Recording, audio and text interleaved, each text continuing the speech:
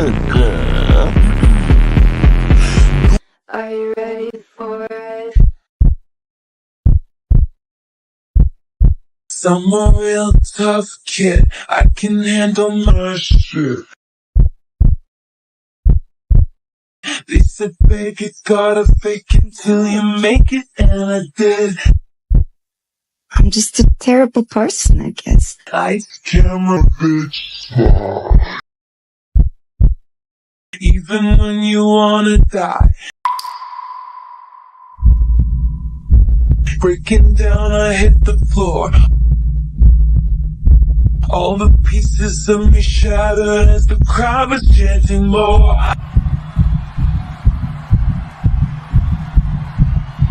With a broken heart. Who's afraid of little old me?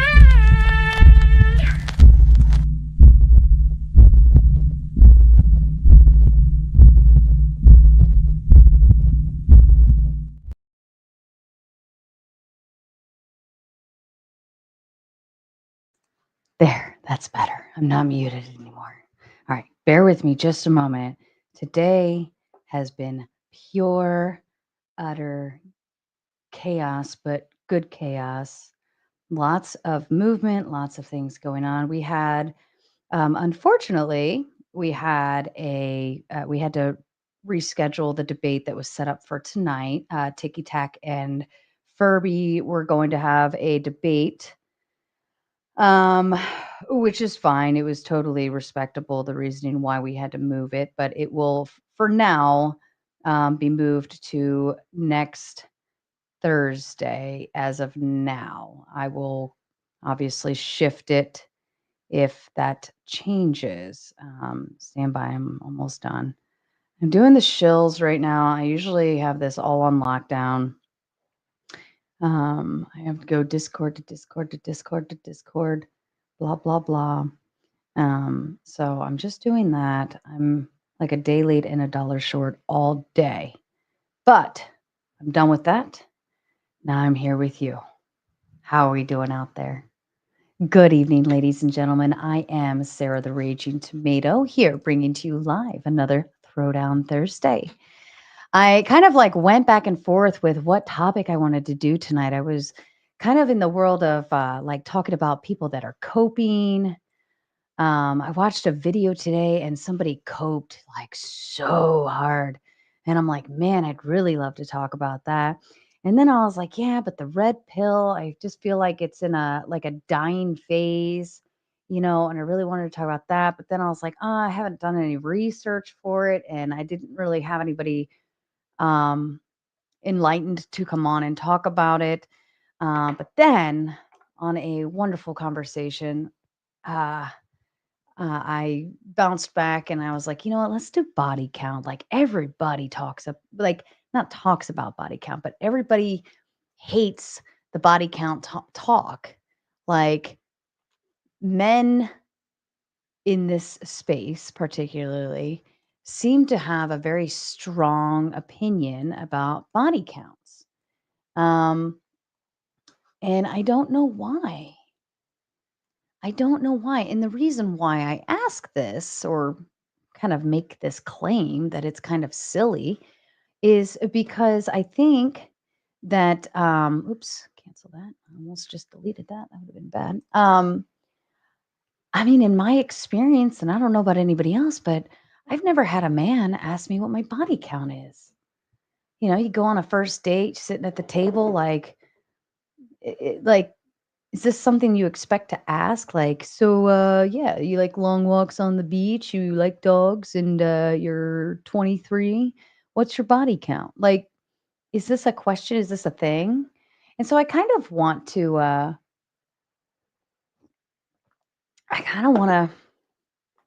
dive into that. Anybody else want to dive into that?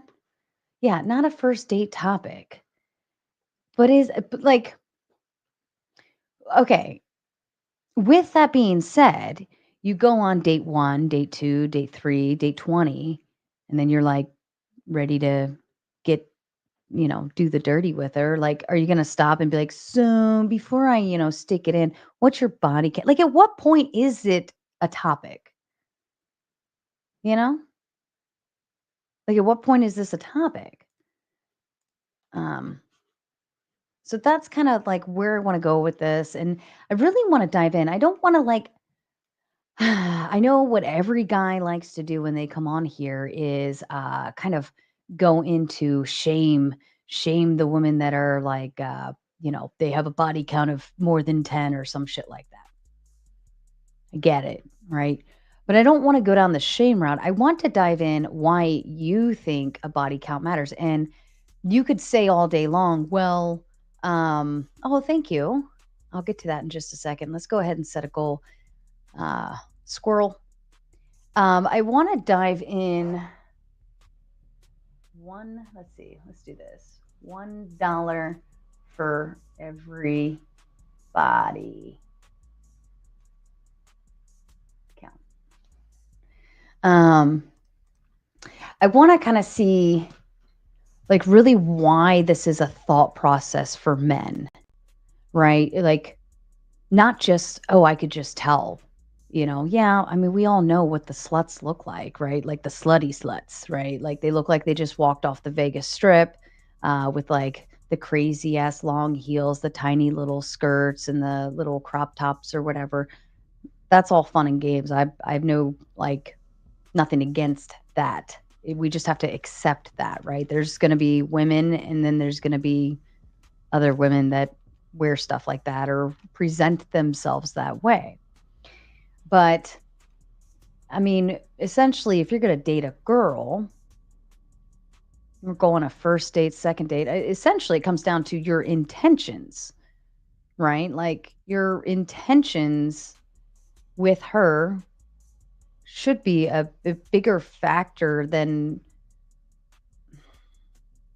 that would kind of like you would derive where that body count would matter, right? I think that that's kind of where I'm trying to get it is like, what are your intentions with her that body count matters? And I also want to know kind of like, has it ever stopped you from either A, going on a first date or B, sleeping with a girl or C, marrying a girl? I mean, do you even know what her body count is? So I'd like to kind of go down that round, but first let's do a roll call. Let's do a roll call. And let me actually, I need to send the link to one other fine person. Wait, where's this? There we go. So let me send this out to you, my lovely lady, if you're joining. Okay, so, oops. Clicking buttons. I'm clicking buttons. There we go. Okay. All right, we're all set. Okay. Sorry. I am so disheveled today. It's ridiculous. And I'm tired. I'm very tired. I'm very, very, very tired. Okay, let's see who's here. Cal Punchin O. So I originally, again, I had the topic as the red pill is dying, which we can go down that route too later if we want. But I thought this was actually funny. Dying of natural causes. Endeavor to persevere. Hello and welcome back. Uncle Guns, the pin with the win always. Welcome back, sir. Wrongful Rage, hello to you. I hope you're enjoying your wrench. Body count, yes. Steelman, how have you been, sir? Past, hello and welcome back. Naomi, now the only body count that counts for this young lady is anything that has to do with me, quite honestly. So anybody else doesn't matter, doesn't count, okay? She changed her profile picture again. Look, she's teasing me with these. I love it. I love it. Sarcastic Saint, yes. I changed the topic. That doesn't mean we can't talk about the topic. All right. We could still go down the red pill concept too. Is it dying or is it thriving? What's the pulse on the red pill? We can still go down that realm. I just realized that I wasn't as prepared to talk about it as I kind of wanted to be. But I I do think it has some type of there's some type, like the pendulum is now swinging back a little bit, and the red pill is kind of dying off. And I think a lot of this has to do with the Andrew Tate concept, and because he used to kind of preach red pill talking points, and then he got in big trouble, things happened, and now he's making his way back to the forefront in the media. And I don't feel like there's as many people out there taking his side as maybe there used to be back in the day.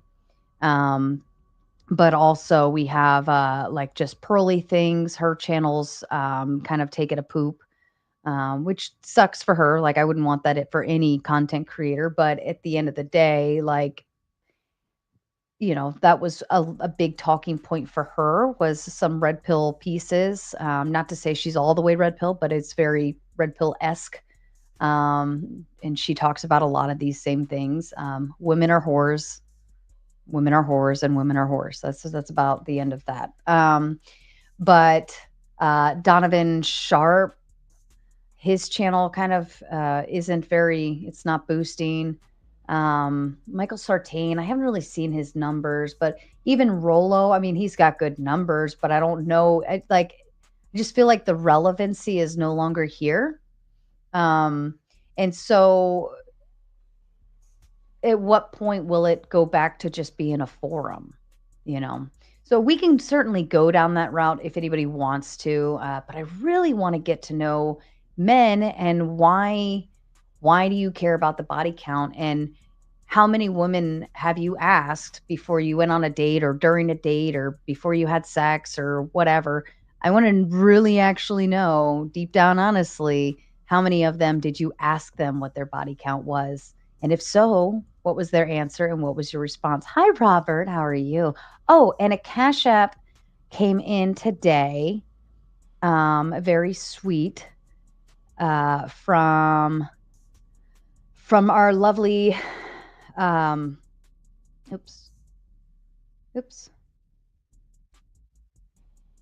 our lovely Bane.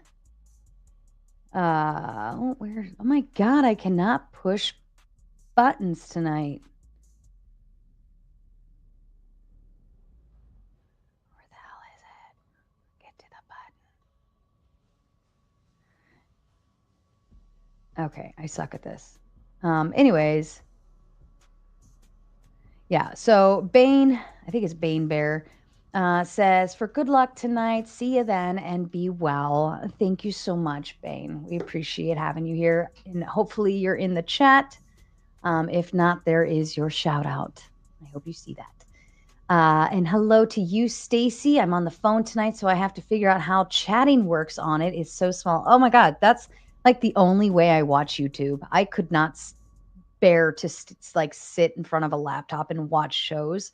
So I'm always on my phone. I'm like, if I'm watching another show, I'm doing 10 million other things. I've got my earbud in, and every once in a while I might throw a chat in there. But yeah, it is tiny. Now you can turn it sideways and then remove the chat, and then my face gets bigger. But then you lose the chat. So it's up to you how you want to play that card. Brenda Creates. Is this the same as Brenda Debates from the other night? Let me know in the chat if that is you. Felix, what up to you, my friend? Gypsy, hello and welcome back. Frito, I love the tomatoes. Lord of Pies, welcome back. Body Count was great. I liked their song Cop Killer. Is that a band? Paige, hello to you. And Paige and Furby will also be setting up a debate for, I believe it's March 29th, 2 Saturdays from now.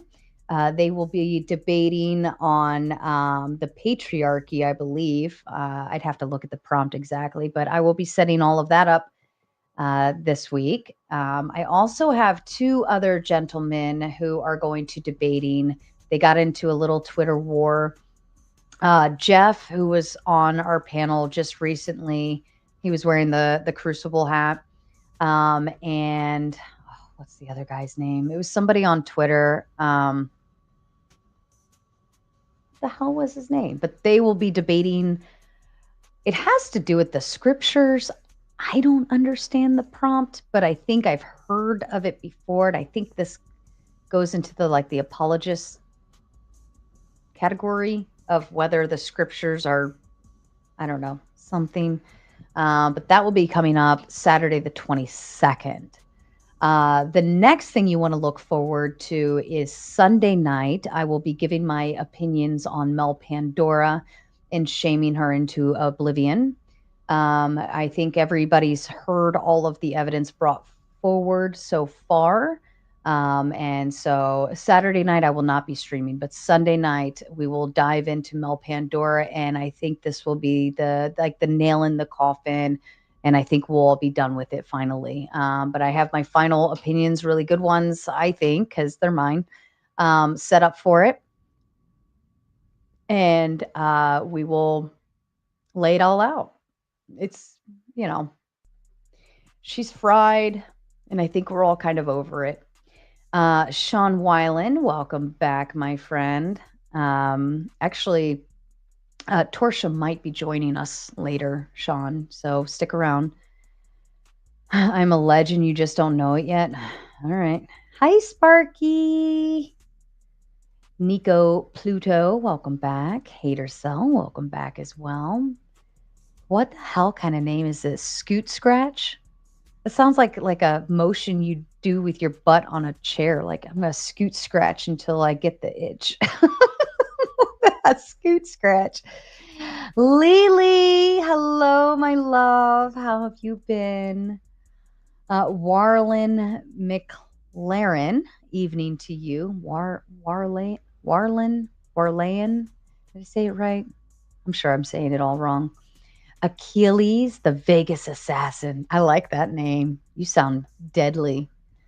Adam Lepine, hello. You look new. I don't believe I've seen your name in the chat before. It sucks because during the debates, I can't pay attention to the chat. There's just kind of too much going on. And so I feel bad because I can't really, the new names start coming in during the debates. And that's when I like to kind of get to know who's in the chat and who's new and who's this, but I just can't do it. Especially when the other, the debaters are all linked in, because then all of their chats show up back here. So it's very hard. But I'm very grateful because I have a lot of amazing wrenches in the chat always. Naomi, Mike, Past, Uncle Guns, Romano, and they're all just wonderful people. And I know that I can trust that my chat is being taken care of and tended to as needed. And they know how to message me if there's something wrong. Oh, there's Coder too. Coder's not here often, but when he is, it's swell. We love having him. But yeah, so I'm very grateful to you guys. So shout out to you. I need to have a wrench party of some sort and send you guys some gift cards or something, because you deserve it. All of you deserve it. Let's see. Comment account. Hello. Mike Ball, of course. Welcome back. We love Mike. Goofy the Cat. Can we talk about those butt commercials? Sure, we could talk about them all you want, but you got to pay for me to play them on a command. But yeah, I still think you and Piccolina the cat should hook up. Who shot ya? 410. Hello to you. You look new. 9496 tall. What the hell is a body count? You know what's so funny though? When I first came to YouTube, the first show I ever watched was Playing with Fire. That's how I was introduced to all of this. And I remember they were talking about body count, and I remember thinking in my head, are they killing people? What do you mean body count? Is this girl killed? Why are they asking her body count? And until, context clues, obviously, but then I was like, oh, how many people she slept with. But I had never heard of that. And I came to YouTube, 3 years? I was 34, 35. And I had never heard of that. Yeah, y'all crazy. The manosphere shit is really a small corner. It's not, normal people don't talk this way. We don't talk about this stuff. Michael, all the ladies of 2024 wanted to know what Luigi. Yeah. That guy made a hit for himself, didn't he? Sarah dates Zoomer guys, confirmed. I do like older men. I do. All right, let's move over to these. Shout out to anybody else who has hit the chat. Welcome to all of our maters. Members, welcome back. If you don't have a membership, you're going to want it for later, or else you have to get shifted over to the cheap seats, and I know you don't want to be there. So get your membership while it's there, while you have time, or you will dread the cheap seats. BT Wix, Betwixt with the big 2. Yeah, chicks with 30 plus dudes is gross. Laughing my ass off. Really? I don't know. Is it gross? Well, okay. Everybody, let's run a poll. Here, let's do this. I would like to start a poll. At what body count does it become gross? Okay. So we're going to go more than 2. Oh, shit. Almost just lost my mouse.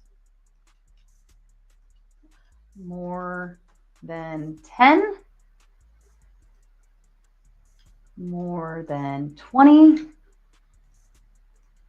Let's see. You said more than 30. Oh, I don't think I have another option. Let's do more than 30. Then 30. And then let's say I don't really care. Okay, we're going to start that poll. At what body count does it become gross? Okay, more than 2, more than 10, more than 30, or I just don't care. You don't care. You're going to date her regardless. All right, let me know on the poll.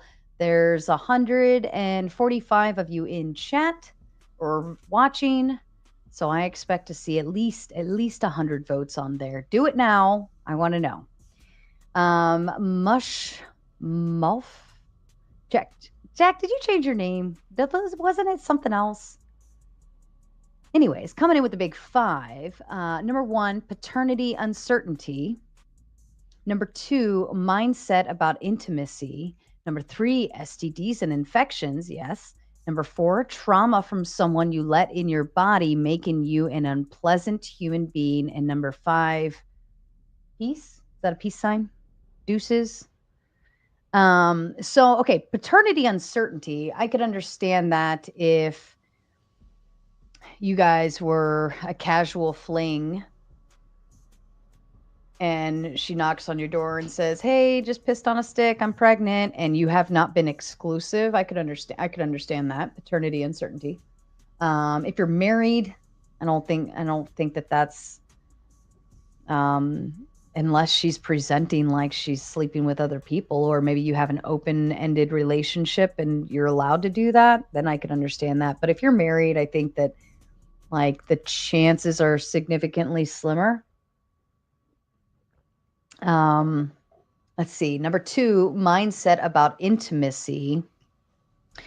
Are you referring to like experience level? Because like to me, I think if it's one thing that I think stands out there is men being afraid that the woman might know more. Okay. Men being afraid that women might know more. Like naturally, you're supposed to be kind of like the ugh leader in the bed, right? But if she's more experienced and you know, just,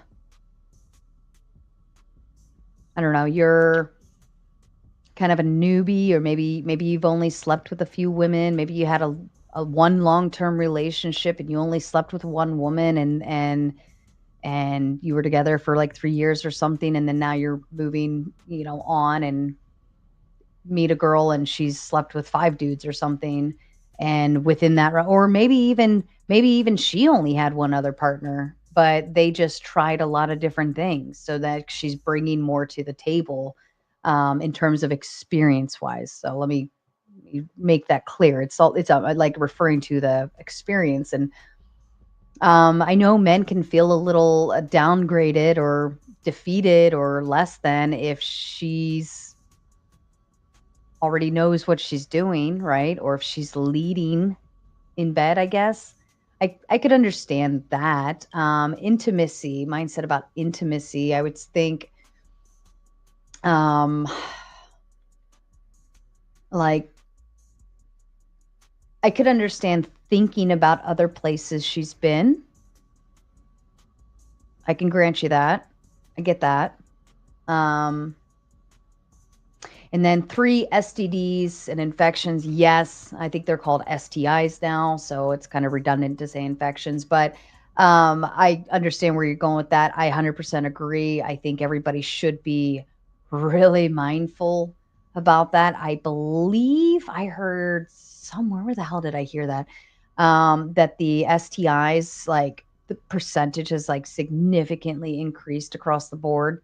But yeah, abstinence is key. I would promote that for teenagers 110% because that's the last thing a teenager would want to deal with or go through, as a teenager, still so young, especially if it's something that doesn't go away ever.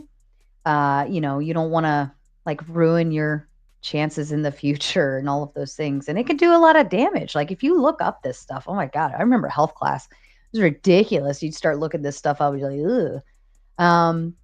So yeah, I think everybody should be mindful of that and just play by the rules. If you change partners, if you're done with somebody, and you're going to go move on and you're like, oh yeah, I want to go get laid again, whatever, or find a boyfriend, girlfriend, whatever, go get checked. It's really not that hard. You should always get checked in between each new partner if that's what you're going to be doing, especially if that's what you're going to be doing. Not only is it not fair to yourself and your body and your health, but it's not fair to the next person because they don't know where you've been, right? And that's your due diligence. If you're going to be sexually active across the board, do your due diligence that you owe the next person that because of that intimacy, that personal, if they're allowing you access to their body, you should treat it accordingly, right? But like it kind of goes both ways too. If you're allowing them access, that means you have to have some level of trust for that too. And if you don't trust them, then why are you allowing access to their body? Whatever. So I get it. It goes both ways, but treat everybody the way you would treat your own body. Just take care of it. Take care of others. Trauma from someone you let in your body makes you an unpleasant human being. I can agree with that. I can agree with people's energies, right? Like,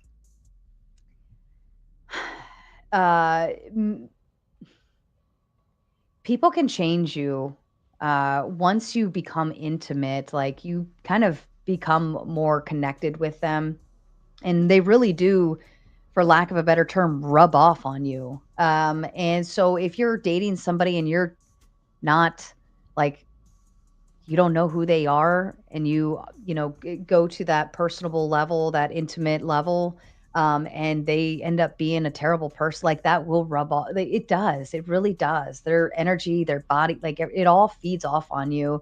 And this is why when people come out of bad relationships, they begin to look healthy, be healthy, and everything about them changes. And I think that intimacy is another piece of it. So I agree with a lot of that, actually.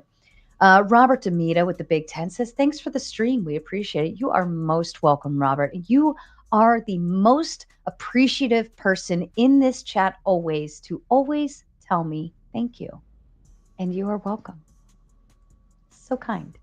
And Jack comes back to say, for a lot of guys, it's the hypocrisy and gaslighting that women project that their body and intercourse is special to them and a privilege. Men are told women are more disciplined and selective. Somebody's lying.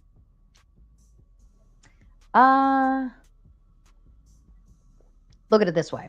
I think women are, and I think that's why more men are mad. Okay. So for instance, I could go to a bar right now, right? Any reasonably good-looking female, any cute girl, whatever, that's like you'd have to be really fucking hideous to not make this work. But you could go to a bar right now and essentially walk in there, hang out for a couple hours, and you could have your pick of the litter almost every time. There will be at least 10 guys that would 110% take you home. 110%. So if she ends up going home alone, or maybe she might trade numbers with one of them, or maybe she might go home with one of them. Either way, like, she has the selection process upper hand, right? You guys talk about this, like Black Pill, I think, talks about this all the time. So if we can do that and then we still choose to go home alone, I think that that does make a more disciplined and selective by nature. I think if you guys, if men had it their way, women would just be having sex with them all the time. We wouldn't have the choice to say no, right? And I don't mean that in a bad way, like you would force it. I just mean if you could, you would. But I think that if women weren't more disciplined and selective, it wouldn't be such a big deal for you to get it. It wouldn't be such a challenge, right? Let's think of it that way. Does that make sense? I hope that does. But yeah, I understand that. All right, we got to kick off another goal. You guys already hit the goal. Wow, I'm very impressed. Thank you so kindly. I'm gonna go through the super chats, and then I believe Flow State was going to be joining us. He's probably washing his balls or something, but he'll be popping on any minute now. And then we can open the panel, of course, and we can go into it. Jack comes in again with another 10. For men with pride or ego, it's the thought of being amongst clumped in with disgusting, degenerate men. Every dude she beds says something about her values. If 20 or 30 are bad men, what's that say of her? Well, okay, you're presuming they're all bad men, though, right? Let's see. Have we hit 100 votes yet? Oh, yeah, we've already hit. Okay, let me go ahead and end the poll since Jack was the one that sent that original super chat anyways. So here's the poll stats. Hold on, it's thinking. It's gotta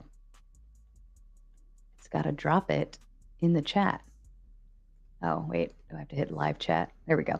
All right. At what body count does it become gross? And this is according to all of you, 127 votes altogether.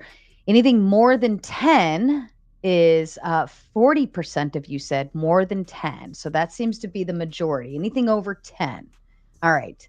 27% of you said, I don't care. I don't really care. So that's not far from the majority based on these numbers. That's kind of impressive. 25% of you said more than 2. You are the ones that require a virgin when you get married. And more than 6% of you said anything more than 30. That's not bad. That's like almost quartered out. And you know what? There's a lot of you that say, I don't really care. Interesting. 40% of you said more than 10, which I think that's reasonable, right? I think that's reasonable. But yeah. All right. So back to Jack. You're saying if 20 or 30 are bad men, yeah, then what's that say? But what if she slept with 50 of them and they were all astrophysicists who make $1 million a year, or heart surgeons, or pediatric oncologists, like great, amazing people? What if they were something amazing? Then would that make you feel better? Would that make you feel like, oh wow, she's slept with all of these amazing men? What if she had a trophy case, right? And there was a picture of the dude, his job title, how much he made, and like his best trait about him, like he was really a gentleman, or chivalry, or kind, or funny, or whatever. What if she had a trophy case and there were 50 of those and they were all amazing men? Oh, what would be even worse here is if she did that with 50 great men and then chose not to sleep with you. Wouldn't that piss you off? What's that say about you, right? So it could go both ways. I think it could go both ways.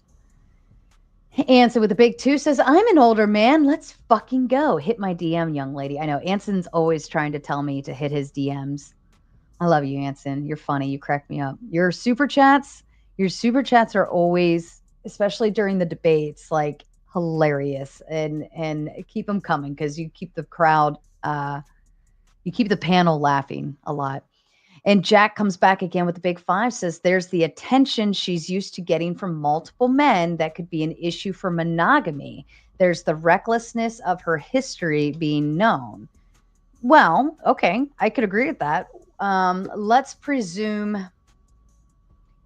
presume she's 30 years old and slept with one man each year, like one new man per year. Now, that's not very attention seeking, right? That's very isolated. That's one new partner for a year. And let's say she dated them for 6 months, slept with them for the remaining 6 months, and then decided, this is great, but it's not going to, work or whatever. I don't know. So that's 10 whole men, one per year. I don't think that would mean she'd have monogamy issues, right? I don't know. Jack comes in. Jack's got a lot to say about this. I like it. Lastly, you usually only saw high numbers with women who sell themselves, which could be problematic if you're a guy with a network of wealthy people. Understood. Like protecting the assets, right? I see that. So like you're saying, if you have a lot of money and resources and wealth and this and that, and you're networked out to a bunch of men who also have the similar attributes, you're saying that essentially she could dump you and go for the richer man. I see that. I mean, I think that comes down to who you're dating. Do you trust them? And then what kind of friends do you have that they would even allow that? So choose wisely who you invite to your house or your party. Corey, using his 1-month membership, every girl I've ever asked always said less than the fingers on my hands, as if all 30 of them conspired to say so. You've had sex with 30 women, or you've asked 30 women? I think women. Here's the thing. What happens behind closed doors stays behind closed doors, right? If like that's your private, intimate life, nobody else needs to know about it. Just the same as, like, if I'm dating a guy, and there's stuff about my friend who she's got secrets or things going on or whatever, I wouldn't tell him that because that's her personal, private, intimate details, right? Like there's just things you don't talk about. The first rule of fuck club is you don't talk about That's actually good. I like that. Somebody write that down. The first rule of fuck club is you don't talk about fuck club. So I think that essentially, they're protecting their intimacy with these other. And then think about it. If she tells you about prior partners and even turns them into a number, well, what's that going to make you? Now you can just turn into another number, even if that number is number 2. It's none of your fucking business. That's how I look at it. Like it's not your business to know the intimate details of a relationship that she had before. Right? Do you want her to talk about you to the next guy? I don't know. That's how I look at it. There's a thought there. All right. Jack follows up again. He says, oh, before I forget, there's usually an underlying issue when women sleep around indiscriminately. Ask any chick with high numbers linked to trauma. Now, I will agree with that. I will agree that there is more likely something else going on that makes her impulsive, not decision based, not practical in her, like what she's doing. Why is she so casually allowing access to her body? I think that there is something behind that for sure. This is why I tell you all the most important relationship in a family is that between a father and a daughter. It is the vital, uh, most vital, most important. Uh, if the father's relationship with the daughter is not on solid ground, then that daughter's relationship with men will never be on solid ground. And then if she has children, now their interactions will never be on solid ground, and that will carry on down. A son, though, like, he will eventually go and become a man, right? And it is up to him to make decisions on his own and to figure out, like, walk that walk of life.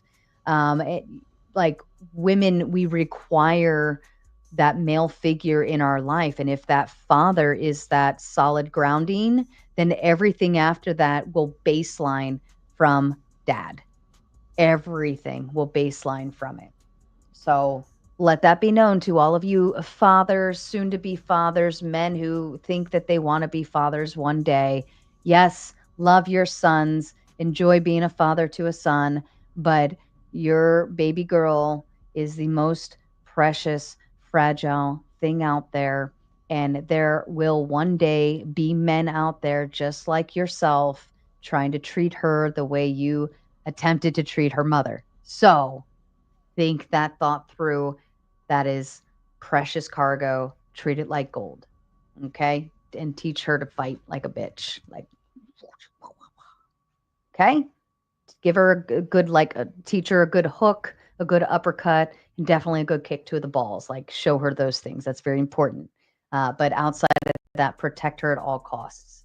And the only way to do that is to keep your relationship with her on full, solid stability, connected, solid ground, however you want to call it. That needs to be her baseline for men. So, and any man that wants to deal with her has to go through dad. Okay? Jack, still not done, Jack. You're still not done, Jack. I love this.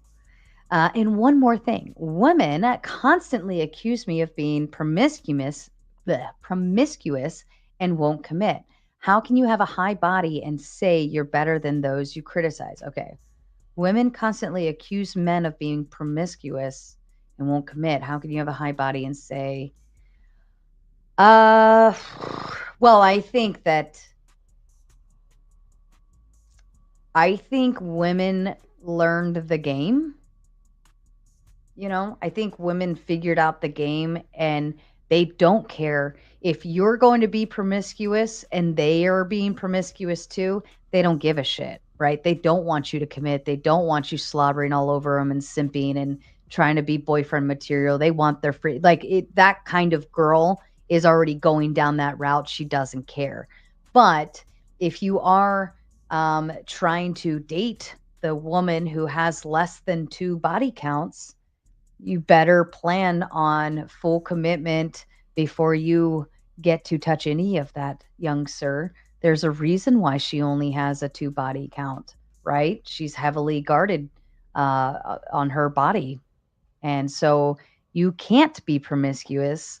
And I highly recommend you don't have a high body count if you intend to be with one who has a low body count. And the reason why her body count is probably low is she has established principles and values that are significantly hardwired into her family, church, all of those things. And most likely, you're not going to be able to just walk in that door after fucking 50 girls and being like, yeah, I'm totally angelic. I'm the best thing. No, daddy's not going to let you anywhere near her. I can tell you that right now. So, men, if your body count is still low, keep it that way. Look at your principles and values and fuck with intention. Date with intention.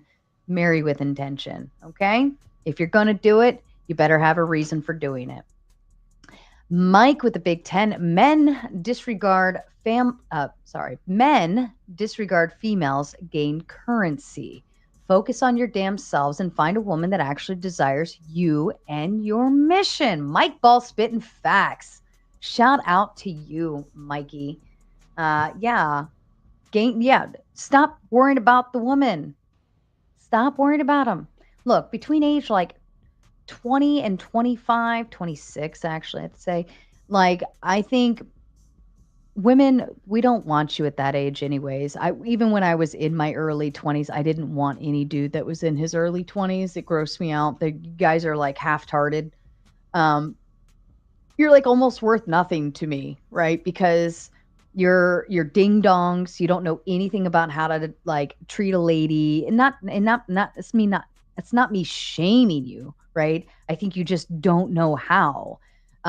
You're like doing stupid shit with your friends, getting drunk, beer bong, whatever, this video games, whatever.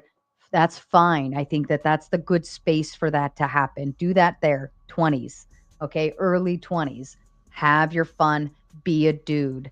But within that, like, be focused on yourself. That's where you should be growing your career, your education, whatever direction you want to go. And you should probably not be chasing pussy. That will fail you every time. I promise you, it's not going to work out. Just do your thing. Unless you find a cute girl that you're like, nah, I want to marry that one. I suggest you do it the right way. Woo her in nice and easy. Be a good man to her. And then maybe you'll get married at a young age. But if that's not your intention to get married young and early, if you don't plan on marrying that girl, just stay away. Just go celibate. Like, I don't know what to tell you. You guys get in so much trouble when you chase the tail. Every time. It never fails. Something happens. Like, just don't chase it. Answer with the big 5. A count above 0 is gross, but supply is low. I've had gals with more than 100 and 0 until me. Zeros are eager and please. Experienced gals, not so much. Eager to please, I'm guessing.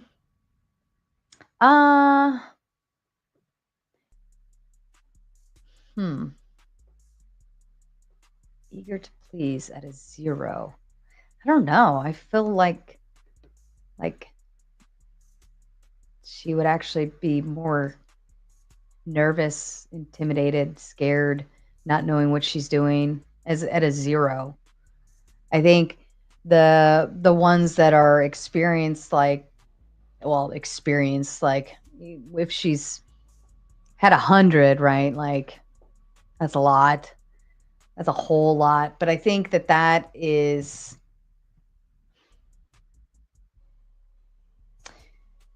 maybe not necessarily eager to please, but more likely to want to show off.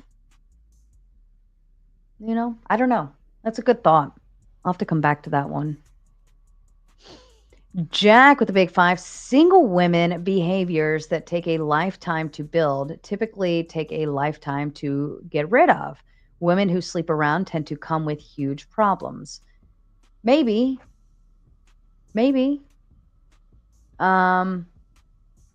I'd like to know your experience level with all of this. Like, where is your experience standing? Because I think that some people like to speak in generalities of things that they've never actually experienced themselves. These sound, and don't take this offensively, Jack, these sound almost regurgitated talking points, like from the red pill, the manosphere kind of stuff. I think that behavior is based on your principles and values, right?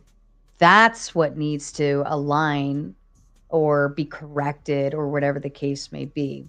So principles and values are where that stands. Now, you can't change that overnight. Yes, I agree with you there. But I think when you are looking at what your principles and values are, that's where the behavior has to line up. When when you make that decision to, make an action, do something, whatever.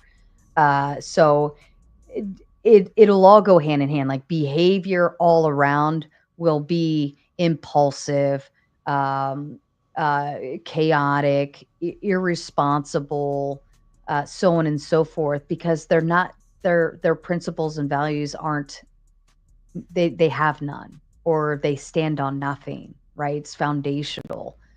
But if their principles and values are locked in, all of those other behaviors are going to fall in line along with it. But I do think that it could take time before they determine that.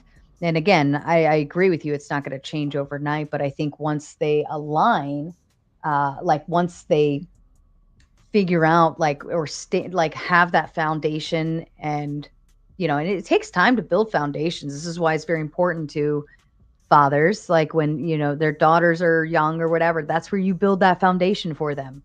But going forward, as you're a teenager going into your 20s, like if things get shaken up or rocky or this or that, like you have to have that foundation in place. So if you don't have it, then you have to build it on your own. So I think you have a degree of correctness there, but I don't think it takes a lifetime, right? I don't think that's necessarily the case. I think you could wake up one morning and make the decision that you want to do X, Y, and Z with your life, and think about your values, create like a mental mission statement, yada yada yada. But it does take time for the behavior to align to it as you're reaching towards a goal. Just like education, we don't just go to school and we know everything tomorrow, right? You go for X amount of years, primary, whatever, middle school, and you gain more and more and more knowledge. And the more knowledge you gain, the more thought processes you have, and the more foundation you have for analyzing data. So I think it's the same thing with people in their foundations. Beat Twix with a big 10. Let's talk about women's choices. Look up the stats of how many women initiate divorce versus men, their voting patterns, support for the AB. They choose destroying families, and women encourage it. Well, I will say the how many women initiate divorces, I've always argued that fact.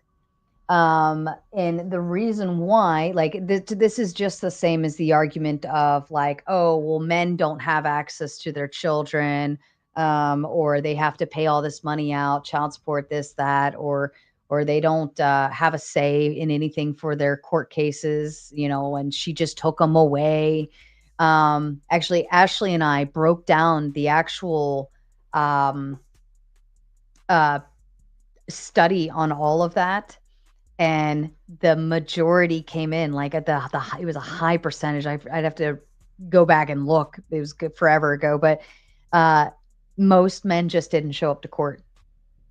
And if you don't show up, then the other party can claim whatever they want. They don't get lawyers. They don't file a counterclaim. They don't show up. They don't do anything. And then, of course, the wife's like, well, if he didn't even bother to show up, didn't bother to counterclaim, didn't bother to do this, bother to do that, well, then why should I bother him with the children? I'll just do whatever I feel like doing. And if he wants to come back and talk about it again later, we will. And then she gets full custody. He pays child support. And then she can basically write the schedule however she wants. But you guys don't show up. And another thing for women filing is because most men won't. Even I went through that. He wouldn't. And I had to go and do it. I mean, we're great friends now. Life's good. We're excellent co-parenters, great friends. I could sit and have dinner with him if I wanted to and have a full conversation, smiles on our faces. But the marriage in and of itself, he was in the wrong. And I said, you're going to continue doing this bad thing. If you're going to do that, then please just let me go. He didn't want to do that, but he didn't want to fix the problem either. And out of respect for myself, my principles, my values, my foundation, I finally, after 5 years plus of dealing with that, said, well, if you're not going to stop, then I have to leave, So I don't think there's anything wrong with that.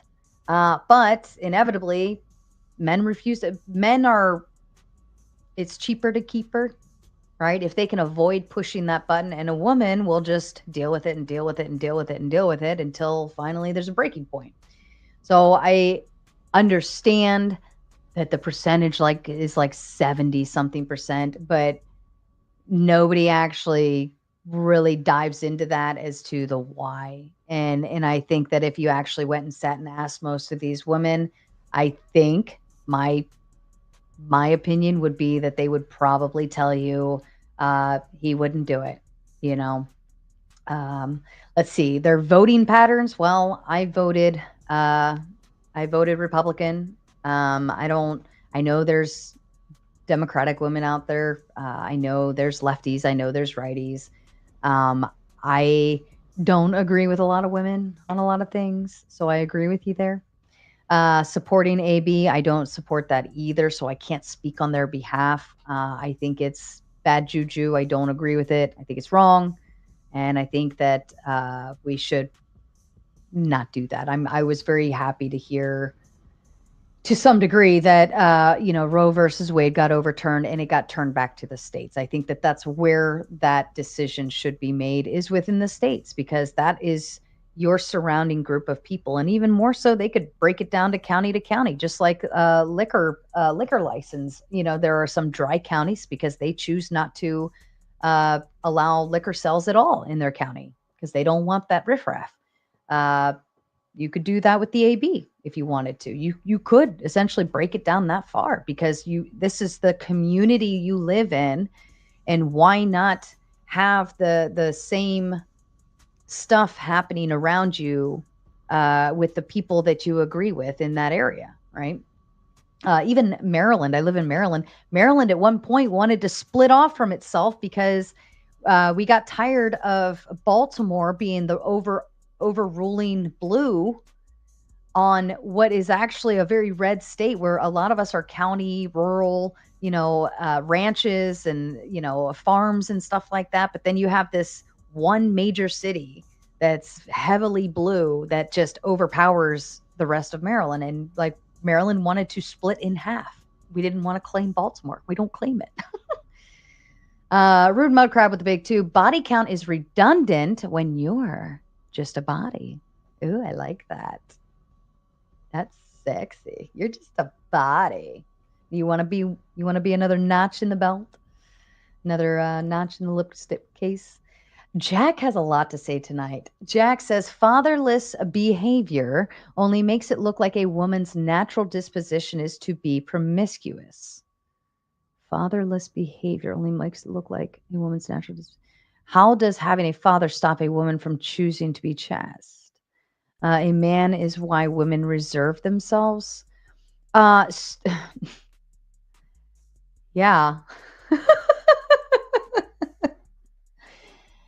Women naturally seek men for security, relationship, companionship, providers, all of these things, right?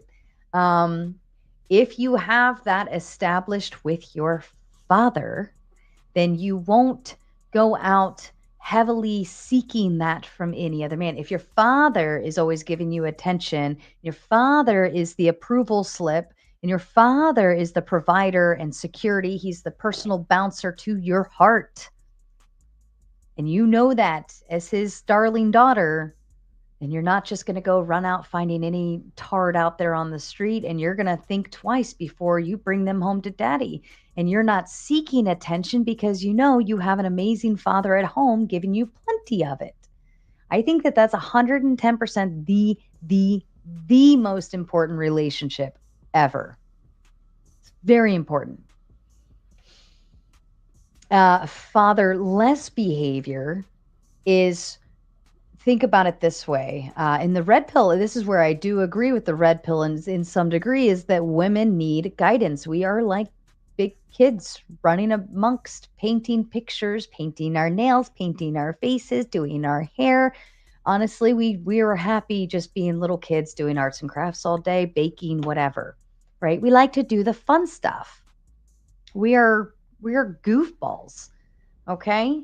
And without a man's guidance, think about, like, there's a meme about this, like a video where the girl and the guy, they're obviously a married or couple, whatever. They're walking into a store and like he walks in and he's in his mind, he's saying like, okay, we've got exit left, exit right. Who's over here? Who's at like, full protocol mode of like his surroundings. And then as she's walking in, she's got this bebop song, in her head, like do do do do do do do do, because that's what we can do when we are secure with a man. We don't have to worry about anything else because he will tell us exactly what to do. And I don't mean that in like a abusive, toxic, be submissive, have your husband tell you every little thing to do in a day. That's not what I mean. But what I mean is if he's there to figure out the map and where we need to go and when we need to get gas and he fills up my gas tank and all of these things, like I can just sit there and bebop in my head and I don't have to think about all these other things. But without that, now I'm being forced into a decision making role. And if I have no foundation for my decision making role, I'm just going to be a big fucking kid. What do kids do? They're impulsive. They're stupid. They make irrational decisions. They're irresponsible. They don't think about the future, the potential consequences. Why do you have parents there to tell you, if you do this, this will happen? We wouldn't have that. So if you don't have the father in your world to tell you these things, well, you can go and just be impulsive and stupid and have no foundation to build off of to make these wise decisions. And not to say that moms aren't capable of providing that, but there's something very different about having a father, for a daughter's perspective, about having a father there to protect you, defend you. You are fragile. You are his little princess, and you are secure. You're like the tiny little flower in his hands. Okay, and it's very vital. Like mothers, it's not our job to protect and build that foundation. It is our job to ensure you're alive and you're getting your dental appointments and all the logistics and the thinking stuff, the complexities of your day. That's where we thrive. We know how to run a house. We know how to get everybody where they need to and think ahead. And, little Jimmy needs to pack a lunch because he's going to go here and do this and that. And then, oh, you have a field trip and blah, blah, blah. Our brain is like scattered all over the place. We don't have time to sit and build these foundations the way a father would. And fathers are better at it. You're very, precise and to the point. And I think it's very important. Anyways, I hope that helped. You've sent enough super chats. I want to give you the extra time of thought. James with a big 10. I think it is an instinctual male disgust factor. Okay.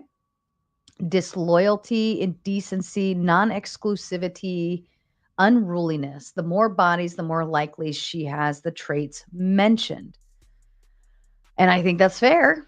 And I think if that's a disgust factor for you, then I think it's fair for women to have the same disgust factor in the same realm, right? If you're like the player, the guy that sleeps around, he's never commits, whatever, like that, we get the ick too. But I agree. I think this would be a fair assessment if that gives you disgust, knowing that, oh, she's probably going to be disloyal. She's never committing. She's not exclusive to anybody. She's just all over the place. She's chaos. Well, who wants to invite chaos into their household? I agree with you.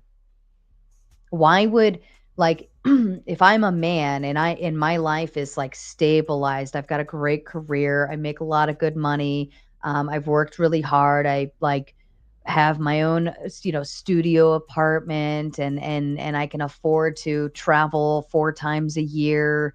I've got a great group of guy friends, like I'm a dude doing all of these things and I've established myself. Why would I choose to invite chaos into my household? Right? I think that's fair. So I can understand that, the disgust factor and why. I mean, here's how I look at it. If I am, oops, I have to like remove this. Hold on. Remove. Sorry, give me just a second. Copy, paste, save. Okay. If I was out at a bar and I'm dressed to the nines and I look great and I'm a full 10 stunner, okay? And I look great and I smell clean and my hair's taken care of and I'm kept, my, face is nice, my nails are clean and I'm just clean and I'm good looking and I'm like well put together and there's no holes in my clothes and I look nice. And some dude comes up to me and he's got like holes in his jeans. He smells like a bag of shit. He smells like a pack of cigarettes. His breath stinks. His hair's all over the place. It's greasy. His nails are just dirty because he doesn't fucking clean them out. And approaches me and expects me to take interest in that, right? To me, I look at it like, why would I invite chaos into my like clean temple? Like, your body's your temple kind of thing. Like, why wouldn't I purposefully invite a dirtbag into this whitewashed, clean, squeaky clean temple that smells of bleach and fairies? You know what I mean? Like, why would I do that? Oh, my friend's here. Hi, Boo. Have you been listening, or you just fire at will? You firing at will? Yeah. Oh, your mic's really fucking loud. Do you want to turn it down on your end, or I can do it on mine? Wow, that was my ears. I'm sorry if that hurt anybody else's ears. Sorry. Yeah. Check. A little down. Still hot. Really high. Just start talking. Talk. Yeah. I think it's all right. It's not like piercing my ears now. I got in a shouting match last night with Speakeasy and Generally Specific and Brick. Oh. So you know how that goes. It's immediately game changing. Yeah. Oh, hold on just a second. I've got another special guest wanting to pop on. Hold on. I love this person. I was just honestly, I've just been going through the super chats. There you go, Boo Boo. I sent it to you. You know who you are. Is it grid one? Better No. not grid one, because only It's actually not. It's actually not. Okay. I've just been going through the super chats because I asked some questions at the beginning, and they've been so kind. And they're Jack, our friend Jack here, has a lot to say. I don't think he likes promiscuous women, and he's got a lot to say about it. But he's been speaking very heavily. James, I think I'm done answering this. I recognize the disgust factor. I get it, and I already spoke to it. Flow state. Before I keep going, what do you think about body counts? Let me ask you this first. At what number would the number be gross for you? We ran a poll earlier. It was like more than 10, more than 30, more than 2, or I really don't care. I don't know that there's a hard number. I don't know. I'll tell you what's a bigger deal. Like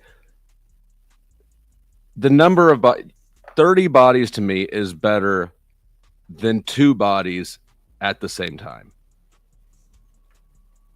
What? Oh, like 2 people at the same time? Right, like if she got double teamed or something. So I don't know that the hard number is. I don't have a drop deadline really. Of course, I've never encountered a scenario where it's like this is a situation that I got to figure out now.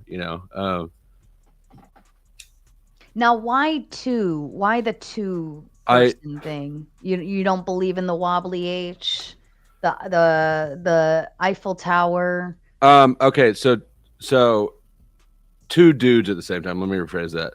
I don't know why there's something gross about it to me. And Two I think that's dudes and a girl, right? right. If a girl has been banged by two dudes at the same time, that's pretty gross to me. So I think that body count or this sort of thing does matter. Obviously, it does matter to people, but the mistake is for people to try to justify it with reasons like, oh, she can't bond as well. Just that's a justification. The reality is, who knows and who cares? It's your life, it's your relationship, and it's your preference. So if you want a girl that's a virgin, do you, and don't justify it by trying to like rummage around in the bin of trash science for justification. Right. I can agree with that. Like, just go find that girl.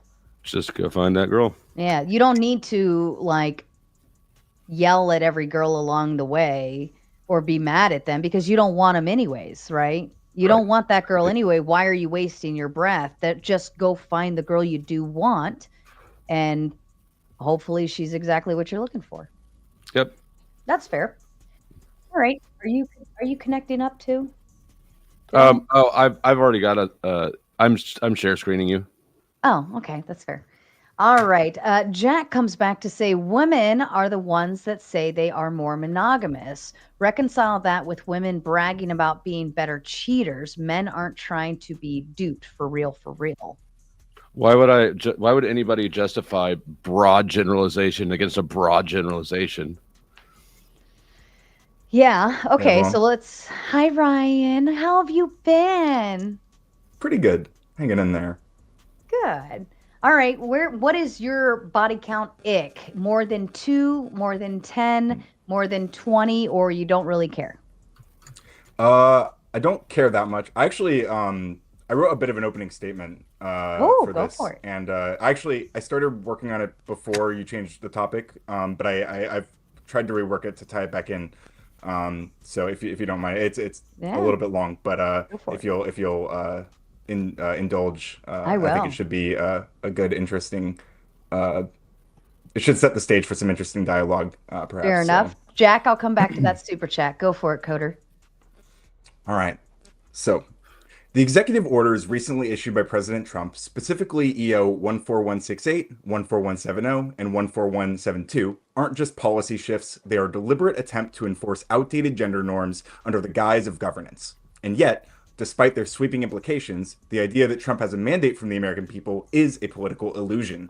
He won the popular vote in 2024, yes, but only with a plurality, not a majority. And I promise I'm getting to a point.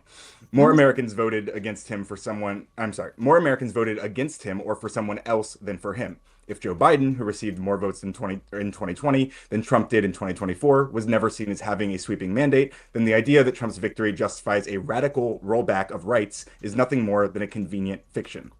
Tonight's topic, body count, might sound like a simple conversation about dating preferences, but it's a symptom of something much bigger. It's one of the most persistent red pill talking points, a tool used to reinforce rigid gender roles, justify double standards, and police women's behavior. But here's the thing. These ideas don't just stay in internet debates. They shape real-world policies, and we're watching it happen right now. The same ideology that fixates on body count, that says that a woman's worth is tied to her past, while men are celebrated for the same behavior, is now being written into law. EO 14168 enforces a strict binary definition of sex, erasing recognition for transgender and non-binary identities. 14170 dismantles DEI programs, gutting efforts to ensure fair opportunities for women and marginalized groups, including disabled people like veterans who might also be disabled. These aren't policies designed to promote fairness or meritocracy. They are about control, just like red pill talking points in social spaces are about control. Red pill ideology is not winning, it's fighting to survive. The fact that we're still debating body count in 2025 while simultaneously watching desperate policy moves to reassert outdated norms shows just how much ground this movement has lost. The question isn't whether body count matters. The real question is, why are these same tired ideas being recycled even as society moves forward? And more importantly, why are they now being used to justify policies that strip away rights and protections from vulnerable communities? This debate isn't just about relationships, it's about power. And we have to decide whether we let reactionary forces dictate the future or whether we continue moving toward a society that values dignity, inclusion, and human rights for all. Damn. And this is Umbreon, for those who don't know. What gender does Umbreon identify as? He's a boy. Very good boy. Oh, I love puppies. I think you've just made a very strong statement, and I think there might be some people that might want to combat that. So what I'm going to do is I'm going to drop the link to the members only first. I'll give you guys first dibs. I'll drop the link in a community post for members only. I'll give you guys first dibs on it, and then I'll give that 5 minutes or so to give them a moment if they want to shuffle in or not. And then I will drop it to the general public shortly after that. So link has been dropped. If you're a member, you will see a community post just for you if you want first one in the door. I'll get it from my club owners. Yeah, you can drop it on yours since you're dual streaming. All right, so let's run through. We've got a few more left of these, and then hopefully we'll have some panelists. Jack says women are the ones that they say are more monogamous. Does anybody agree that women are more monogamous, or they? I think I agree. I think they are. How about you, Ryan? I'm not sure. I'd probably want to look at data on it. I haven't. I don't so strongly strong agree. statement. Yeah, it's a loose. I have a soft agreement with it. I'd say women have the option to be monogamous. Men don't necessarily have the choice per se. How do you mean? Men, you are at the beckoning of whether a woman says yes or no to sleep with you. Whereas women, we could just do what we want if we wanted to. Oops. Why did that not work? So how the outdated gender norms? Every time you said gender norms, you said outdated before it. Yeah, for sure. Yeah. Oh my God. Hold on. Mr. Ryan, I have to apologize to you. Mr. just sent $100 on Cash App and says, boot the coder dog man now. Are you going to do it? I see Paige. Hold on. Is that Paige? Mr. ain't Paige. I want to see Mr. I will respect this 110%, but I think Paige might have something to add to this because Paige, am I right? You're muted, by the way. Yeah, I'm not muted anymore. Okay. I'm guessing you might have come up to be combative with Ryan on what he was saying on the political side of things. Yeah, no, I had a couple of points. Can I indulge them, or do we have to boot him and kind of like? I will allow. I once I saw your name pop up, I knew you were coming for Ryan. So I would like to, Mr. If you can respect that, because I would like to see the tally between the two of them. And then once Paige has run out of combativeness with Ryan, then Ryan will have to drop you. Does that sound good? Fair enough. Damn, your first time back in forever. That's all right. I think I'm going to stream tomorrow. So nice. Everyone go subscribe to Radical Coder. You can come fight with me then. Or if you got a problem with anything I said here. Yeah. You know what, Ryan, and before you get started, Paige, Ryan, why don't we set up, if you're ready to come back to streaming, we'll set up like another Throwdown Thursday, and you can give me a claim. You'll give me a you give me a claim, and then we'll you'll be the guest, so they can't boot you, and then you could fight people all night if you want. How's that sound? We'll set it up. Yeah, all absolutely. Right. All right, Paige. Floor is yours. Thank you, Sarah. And I apologize. I have to go to work tomorrow for the court hearings that delayed my debate with Furby. So my hair's in curlers. Yeah, so. That's okay. Everybody knows how I look like anyway, so it's fine. Radical Coder, so I wanted to clarify a couple things. Your opening statement seemed to take the position that Trump's America would result in more of a sexual stigma, particularly in relation to an individual's promiscuity, and in a more drastic case that I think a lot of conservatives would support, the basically like obliteration of the trans agenda. Is that correct? Yeah, I mean, yeah, I would say that. Yeah, there's even Texas is currently passing legislation or attempting to pass legislation. Ideally, it won't pass, but it would actually criminalize transgender people explicitly for identifying as a gender other than their sex. So I think that is Trump's America that we currently live in, and it's quite disturbing. Yeah. Yeah. What is bad about that America? Like, arguably, it results in less promiscuity, right? More higher birth rates, I which we don't. know is a Oh, I'm crisis. sorry. Go ahead. Go ahead.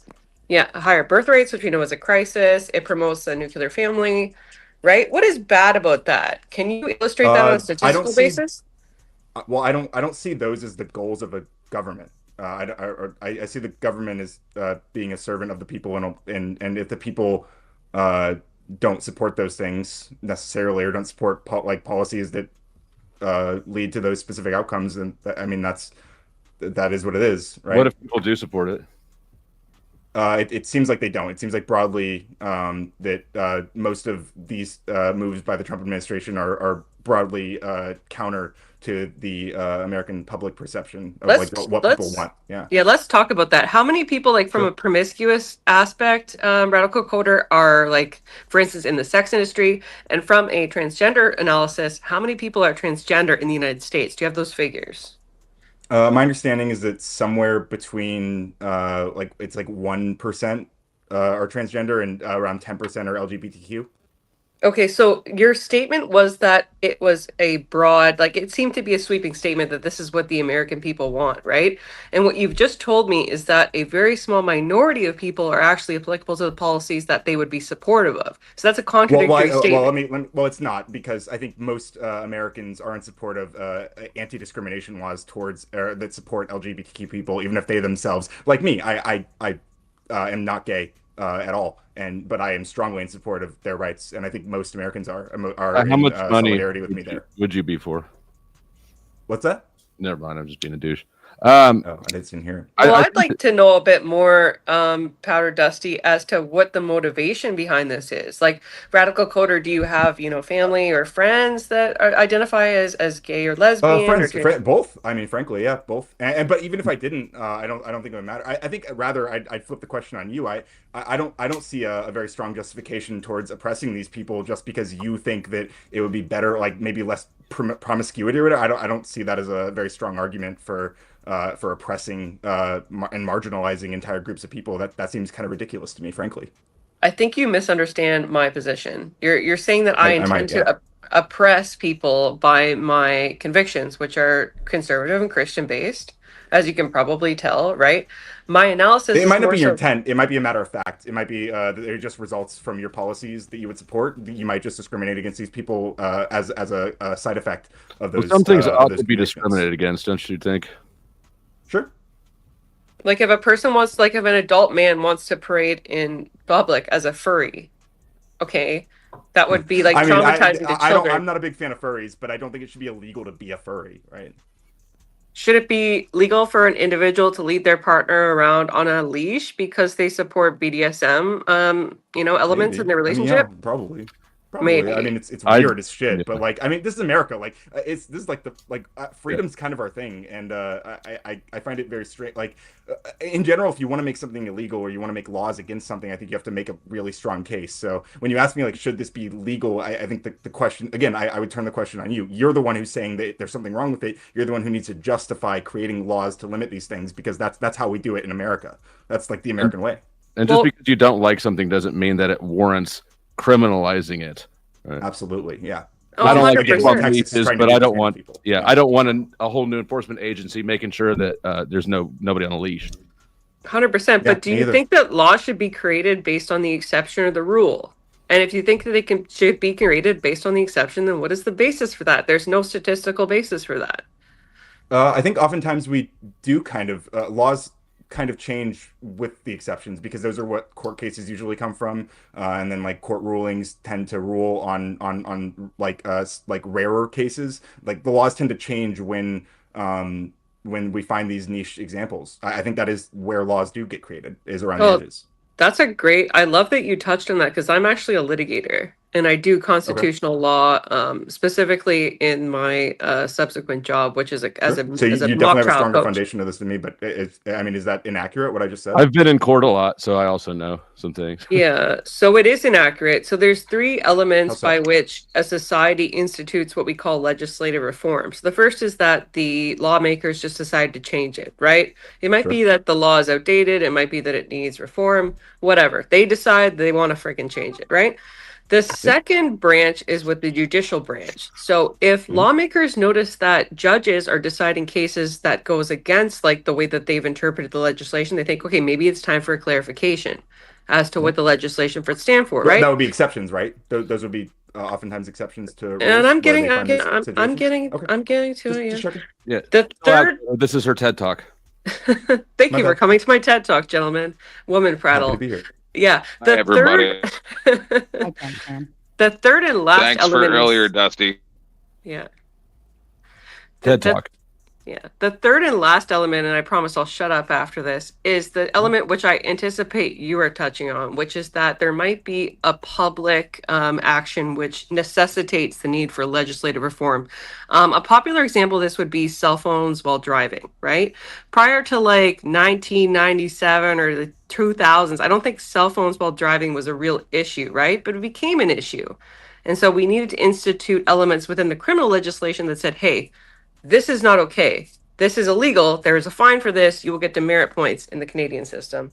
For those of wondering, am I Canadian? Yes, unfortunately. So, yeah. Our That 51st makes two state of us. in the future. Yeah, the 51st state. Yeah, we're W. going to be Trump. waging war on you guys pretty soon. I'll accept. I'll willingly become an American. It's okay. Yep. That's fair. So, just on Well, the okay, to I'm clarify sorry. how Go that's ahead. relevant, because I didn't really do that. I just kind of gave you a TED talk and proceeded to offer no relation. It to was what we were educational. I do appreciate it. But Yeah, you're go ahead. welcome. Yeah. $0.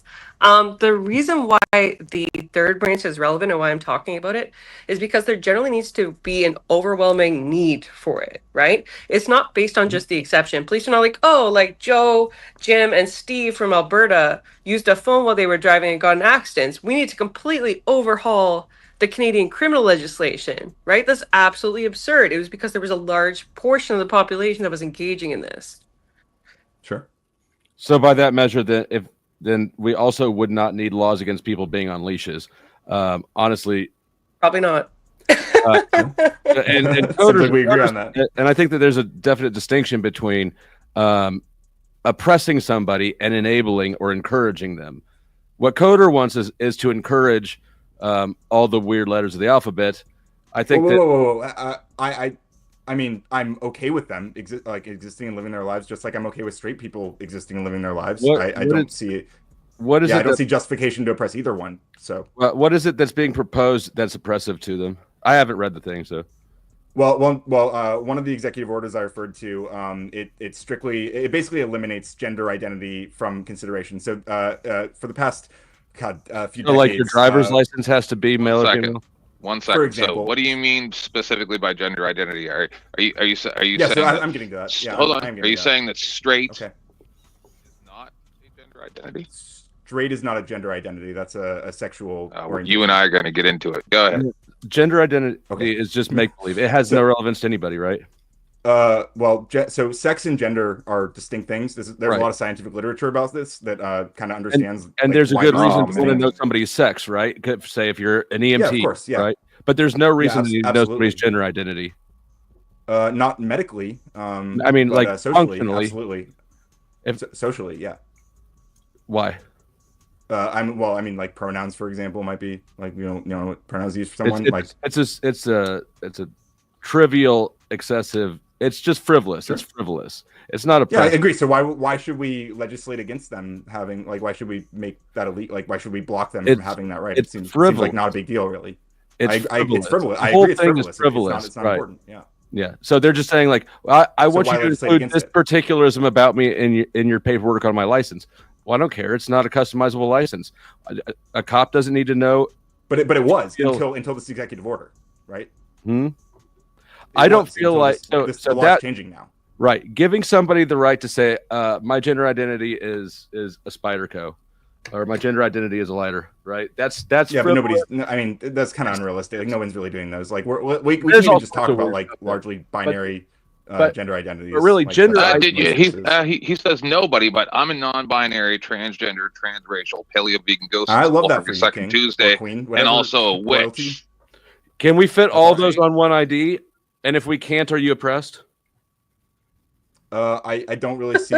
Yeah, I think that we're like it's kind of unrealistic to move the conversation to that.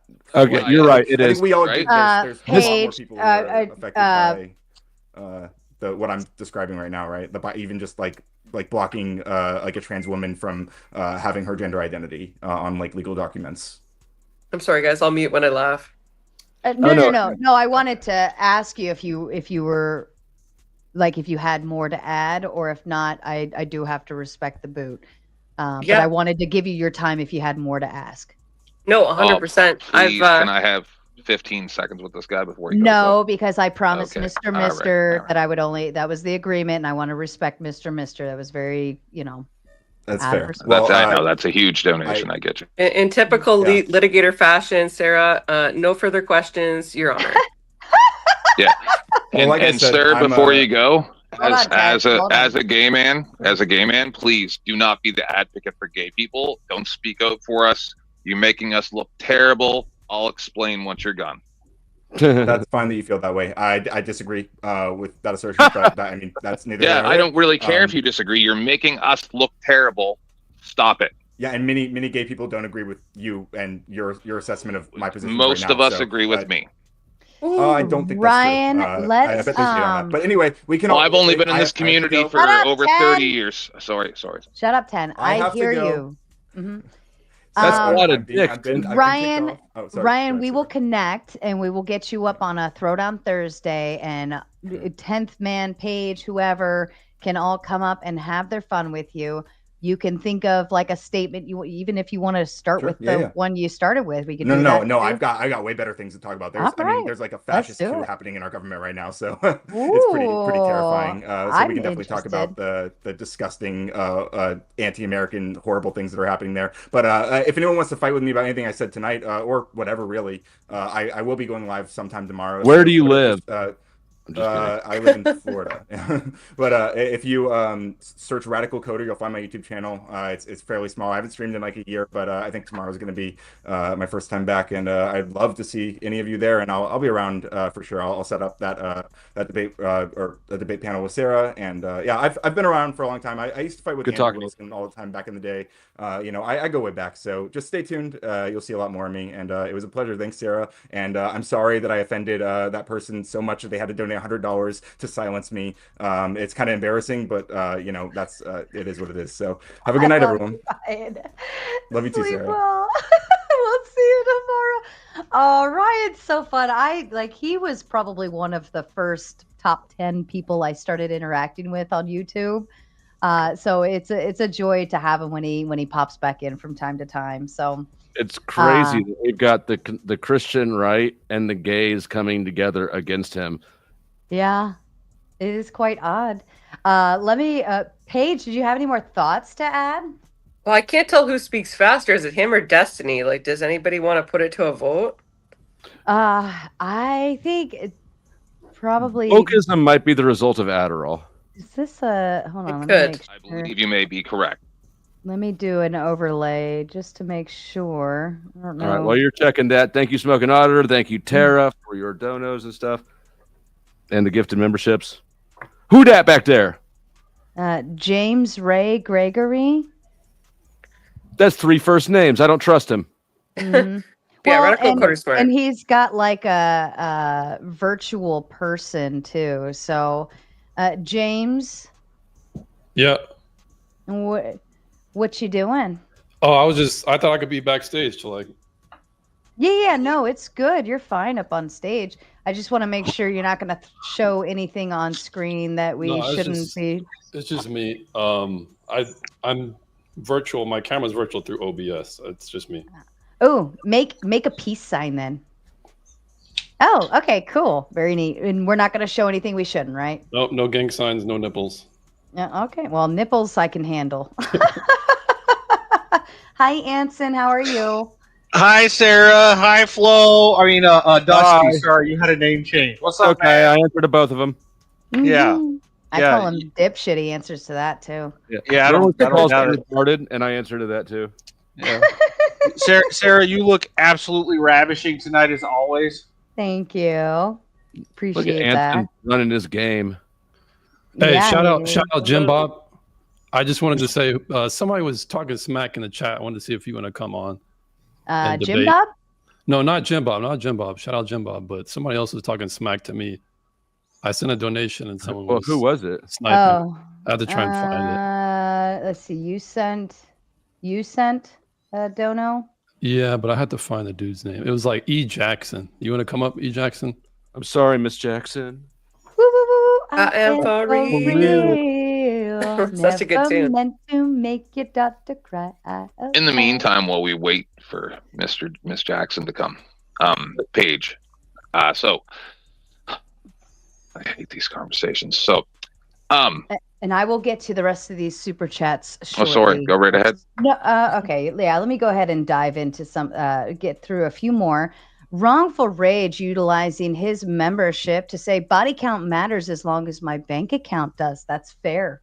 I think that is perfectly fair. Jack coming back to say with the big 2, I'm definitely offended. Shame on you. # do better. I offended you. I apologize. But that's the great thing about everybody having their own opinions, just like we all have buttholes, right? Everybody's got one. Anson, shout out with the big 5, who's also on stage right now. This is a non sequitur. It's all pink on the inside, unless they're a Georgia blue gem, maybe not gum. No, it's a Georgia blue gum. It's them super black chicks with the purple pussy. That's fucking awkward. Okay. Weird. All Anson, right. that's hilarious. Wow. It's not very often I get caught completely off guard. I definitely did. Yeah, clip that. All women have That's unique good. value. God, that's Body funny. count is just a number. That's And the fair. excitement with which he got to tell us what that meant. Yeah, I'm glad he was on panel to say it was really gum and not gem. I'm thinking like, oh, she's like Oh a my gem. God. That's funny. Enoch, big 5. These guys want to sleep with women, but don't want them sleeping around at the same time. Laughing my ass off. Red pill rot has destroyed these men. I will agree with that, because men, like, they want you to have sex with them. Only but them. how dare you be convinced by another man to sleep? Could I with respond to that? Yeah, go ahead. Jack, I think it's I don't think that's accurate, because the idea that women are kind of hoes for sleeping around, this idea has lasted way before red pill has been around. Women still had a problem with complaining about how come I can do it but men can, or how come I can't do it but men can. So red pill was not the originator of that. It's not the cause of it, but it is still. Yeah, they definitely made it more aware. It's still a male desire to have their cake and eat it too. Right. Which I'm not exempt from, but I'm self-aware enough to realize it's kind of like, I don't get both of those things. I get one or the other. Unless she's had 2 men.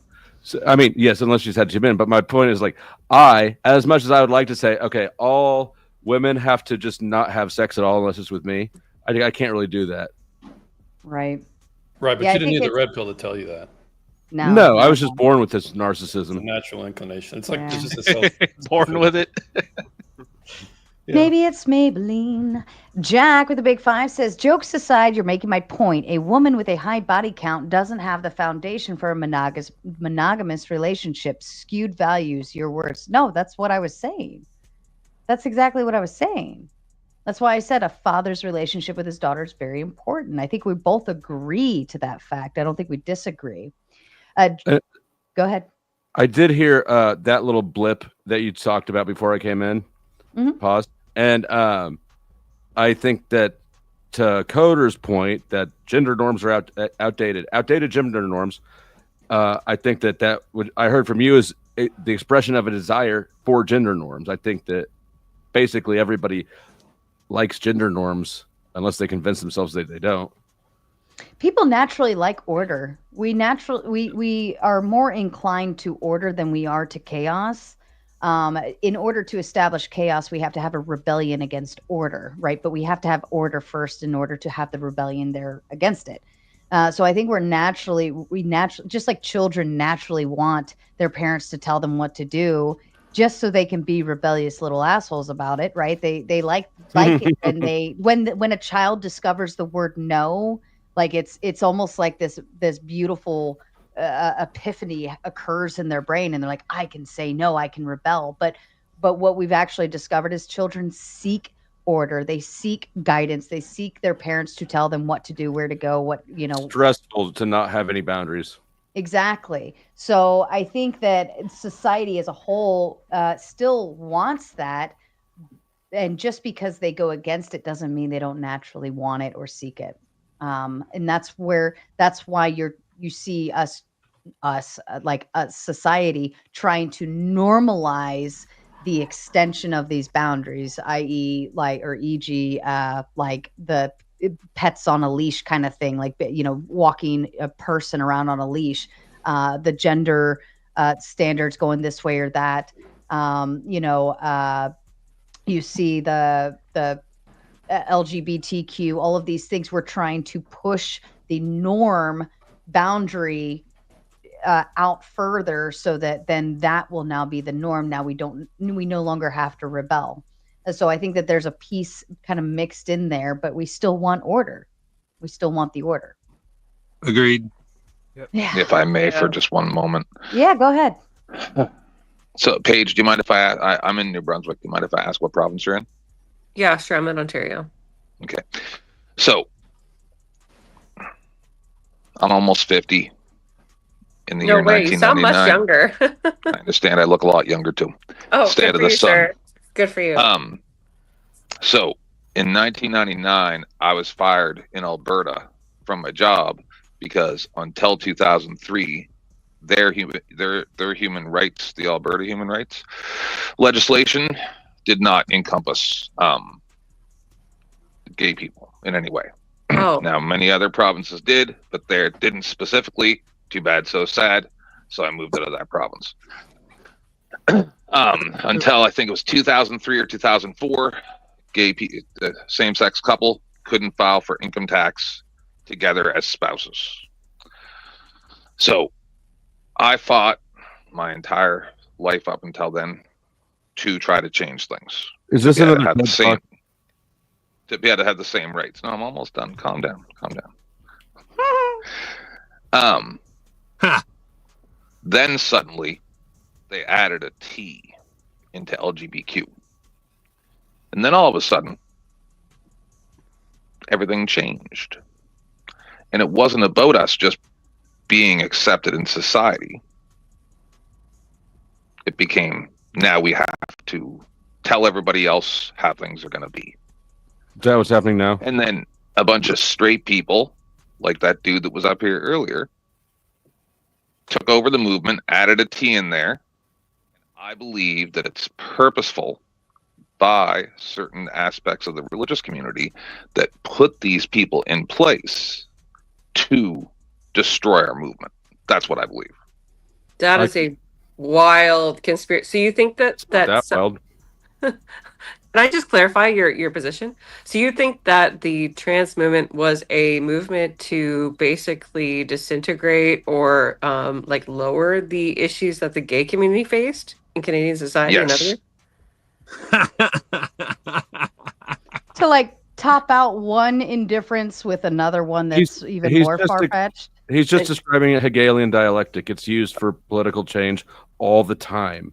But yes. We, all of our wisdom, don't know what the fuck that is and think it doesn't happen. But it does. I watched it happen. So what I would say to you is, if that was a conspiratorial agenda, which I'm not saying it wasn't because I don't have the background knowledge to refute you, I find it highly unlikely that that would be a Christian agenda, just because, speaking for myself as a Christian, the perversion of the sex is known to be a satanic thing. It wouldn't be something that Christianity would support or Christian people would support. So I have to think that if that was a movement, which again, I don't have the evidence to refute that, it would be highly unlikely that would be perpetuated by the Christian individuals in society. Oh my goodness.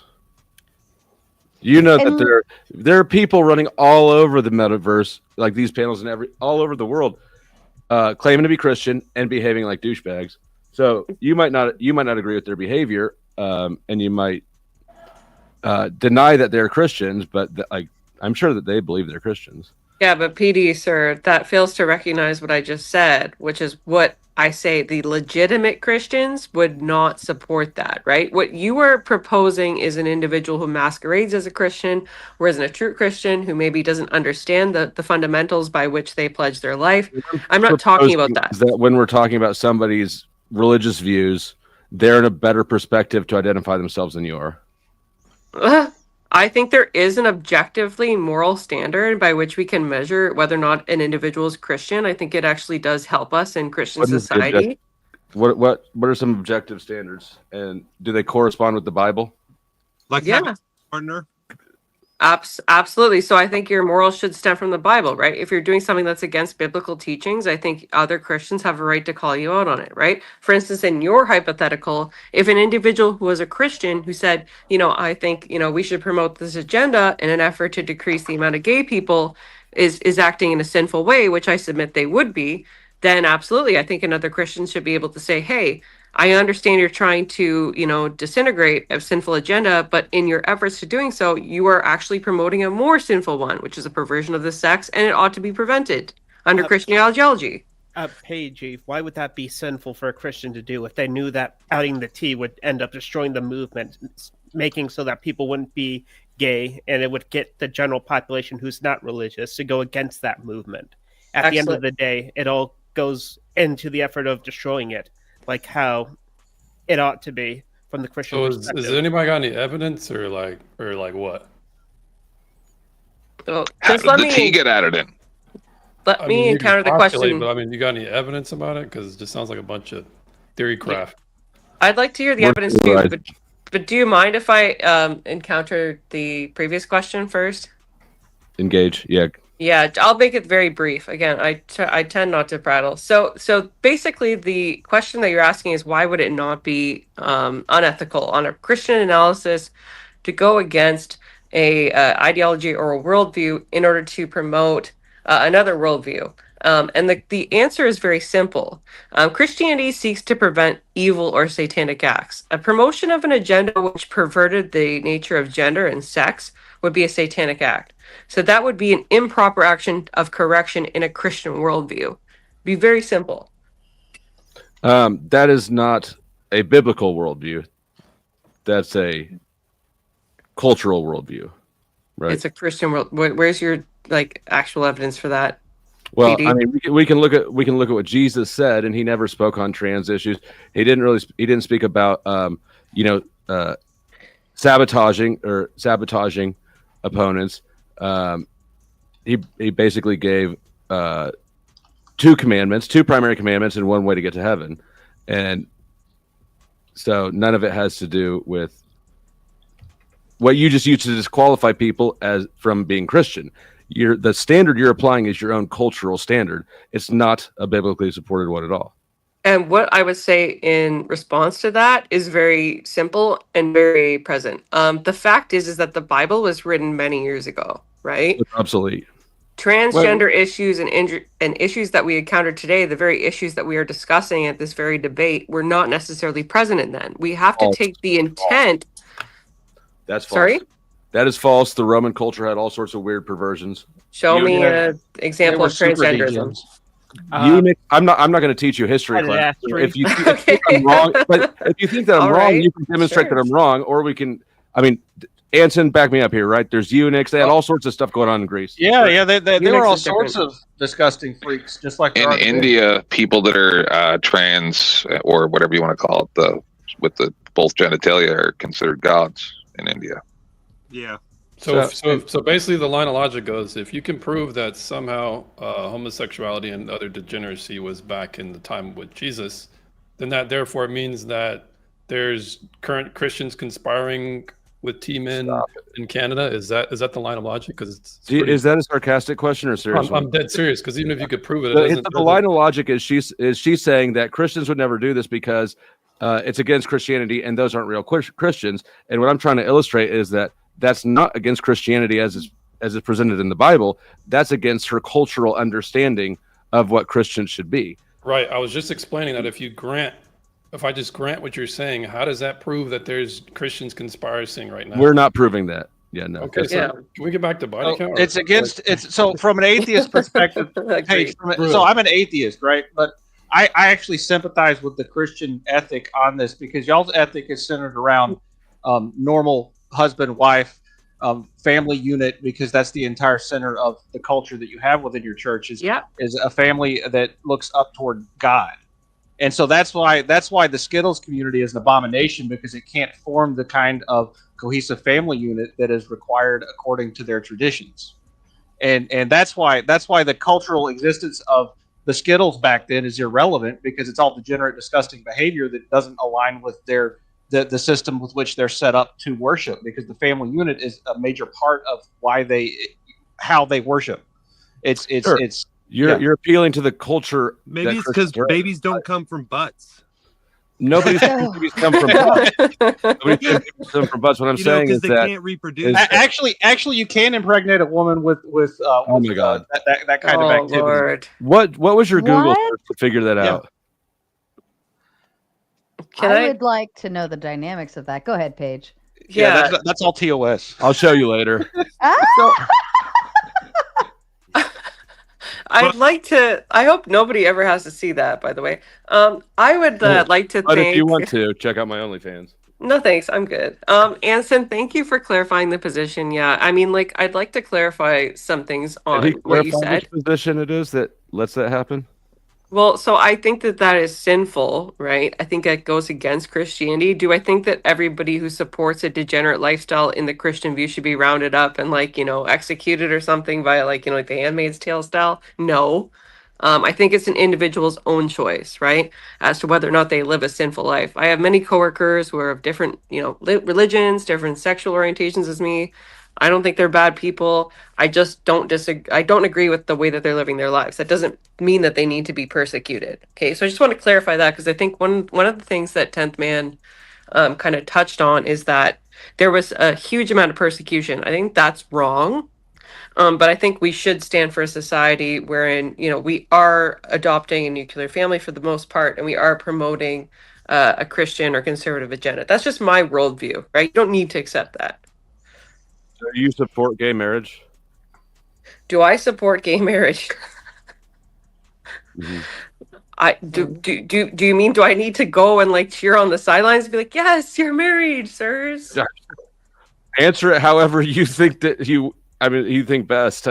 I don't condemn it. I don't condemn it. I think from a religious perspective, I don't support it. But like personally, if I had a friend that, if I was really close with, or a family member, I would not like condemn them or say, you shouldn't be married, or yell that loudly at their marriage, like.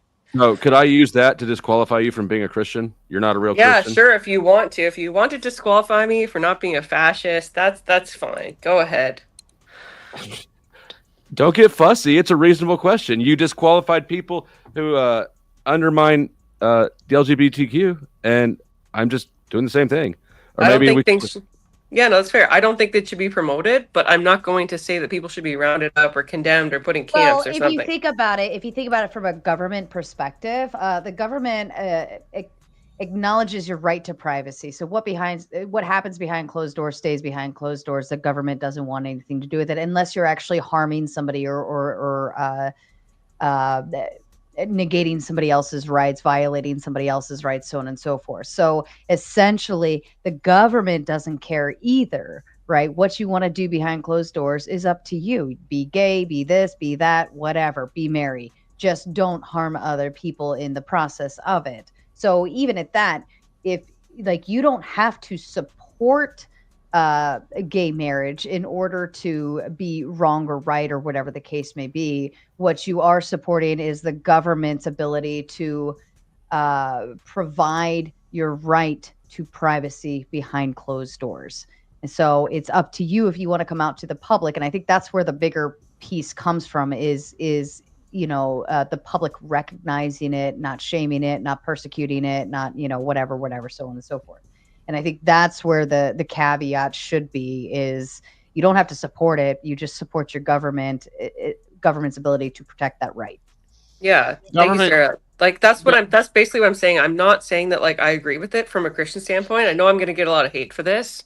But I personally would have a hard time persecuting someone or saying that they can't participate in society because of that. And if that makes me a weak Christian, I accept that, right? Right. It's not the government's role. It's not the government's role to do that. It's the cultural institution's role. If the government is in a position to enforce cultural norms, then it has way too much damn power, and it's going to get in your life in all sorts of ways you don't want it to, like it did with all the Skittles stuff the last few years. We're trying to impose that on people through the force of government. It's the role of churches and social institutions to do that nonsense. Right. And I think that that's where that judgment should lie, is the society, like the culture as a whole. Like, that's why I said when it comes out into the public, that's where that piece matters. But as far as the government is concerned, no, like they don't have really the ability to chastise that per se. But if you want to go to cultural norms, cultural standards, societal, how we interact, that's when, coming out of the closet became a whole thing. What was it, like late 90s, I think, when people started coming out and saying they're gay or they're this or they're that, because there was a big issue beforehand. They were afraid to, so on and so forth. So if you want to make the shift, that's when you have to shift the society and like, where are we heavily influenced? Your schools, your churches, your schools, that starts with your children. They're immediately influenced by that, your social media, so on and so forth. That's where you would want to kind of infiltrate if you want to change the narrative up. And I think that's where it would matter. And this is also like the thing, because I understand, like Jim Bob also commented on the line, like there is like public displays and stuff. By no means do I support that, right? I don't think that people should be having homosexual schmecks in public. I don't think that's suitable in public. I don't even think it's appropriate. Hold on, wait. So what about straight though? Is just the nobody should be having schmecks in public. Well, think about it this way. Like New York, I remember it was just terrible timing. We went on a family vacation to New York, and it happened to be during like some kind of gay pride parade. And I'm embarrassed because we're trying to get over to the Empire State Building to go do that tour that we had tickets to, blah, blah, blah. And I have to cross over this whole gay parade thing going on. And I'm walking around with my young kids, and I'm having to like shield their eyes because there's like guys wearing the dominatrix shit and all of this crazy stuff. Now, if I went and did that on a normal day, I would get put in handcuffs and put away. Like that would be a problem. And I think I think that there is a degree where it's like, we wouldn't allow this whether you were straight or whatever. So why are we allowing or like, talking about sex and shit like to young children in schools and reading books about sex to like kindergartners and first graders and shit like that. Like, I think that we need to. Slope was right. Yes, Pandora's box. Untrue. You open the fucking box. Well, why is that untrue? Why is that untrue? I mean, we started allowing women to get divorced freely, and then everything just sort of fell apart. Why isn't that true? You're right. We should make it so that women have to be abused. We should make abuse. I know. Well, no, I'm not talking about that. Process.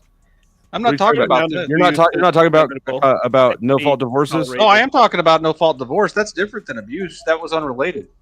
Well, if you need a fault, then you better start beating her if you want to get divorced. So, but that's like it literally. Sir, are you suggesting if we go back to no fault divorce, then all of a sudden women are going to start getting? Well, I mean, it's where it's the area and the culture that had the most impact on our society when women no longer had to be a part of the household and they could freely just walk out of their relationships. And there was a generation of men that weren't raised by their fathers and they didn't have an example. Of yes, sir. I would advocate with you for the bringing back of fault. We should have at fault. So you guys are so insecure that you think that you need to have laws to force a woman to be with you. You would want dudes to be woman and her friends. It's just merely that you should have a reason to get poison. divorced. Women, I'm not happy. Women, you're starting to get jumbled up. We're like completely off topic now, but like no, it's the same topic. It's the cultural degeneration. Body count so high right now because women want to have no fault divorces. I don't think. I think there's a problem with no fault divorce. has nothing to do with no fault divorce. It might have something to do with the fact that people aren't getting married until later. I'm sure it does. I think it's correlated though. But there is a problem with no fault divorce, is there not? Because there's a financial incentive, right? If there wasn't a financial incentive, I think we'd see a lot less of it. Like if we could get a no fault divorce without alimony, that would change the landscape. You would it understand not? alimony is Let not all me that common. hold your thoughts. Let me get, because there's a lot of super chats that I haven't gotten to yet, and we're a little behind on them. So if you guys don't mind, we could still interact with the super chats briefly, but I do want to get through them at least. Make that money, Sarah. Just out of respect to them because they paid to be heard. 100%. James, with his membership 4 months, says have nothing constructive to say today, so I hope it's okay if I can just be a degenerate and request the horse thirst trap. You know what? You earned it. I'll give it to you. Bear with me. Here it comes. Shield your eyes if you're, not liking this stuff.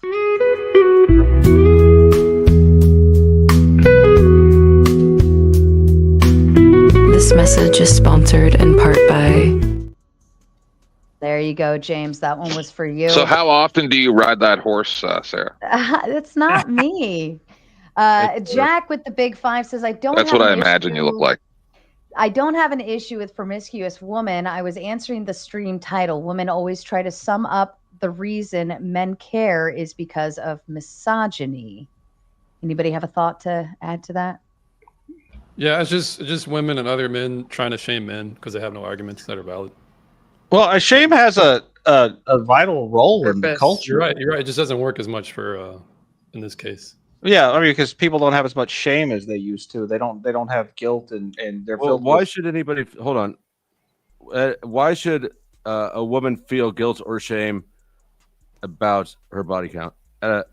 Well, because it's a sign that she's unable to get into a monogamous relationship and perform the duty that she's required to sustain the culture. Because if women don't pair bond in monogamous relationships generally, it causes the entire culture to fall apart, and the next generation will not value any of the traditions of the prior generation because they weren't raised in a cohesive family unit.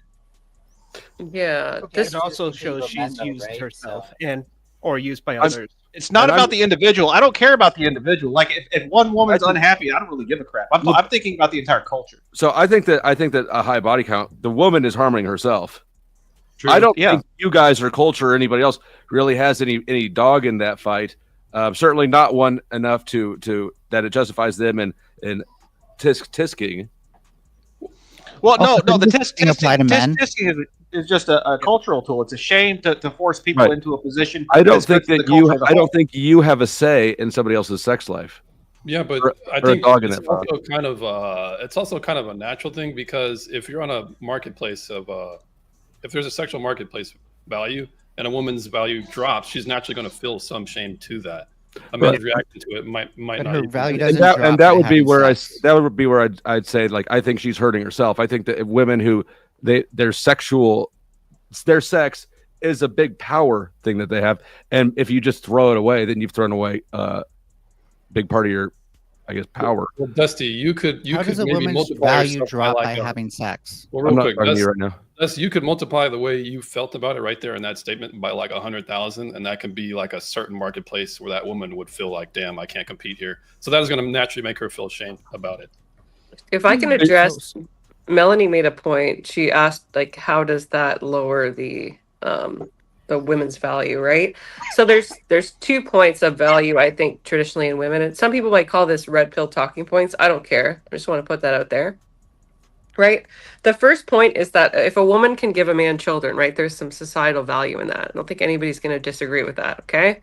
The second component is the woman's purity, right? Statistically, like back in the old days, men wanted paternal guarantee, right? You can't have that with a woman that's promiscuous. And it's kind of something that's built in, like, anthropologically to men, to have this kind of like understanding that a woman who isn't promiscuous, you're more so guaranteed paternity.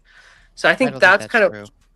Well, you're welcome to disagree, Mel, but that's just where I see it. That's an outdated argument. I would say I could make an argument that women actually increase their value by gaining sexual experience.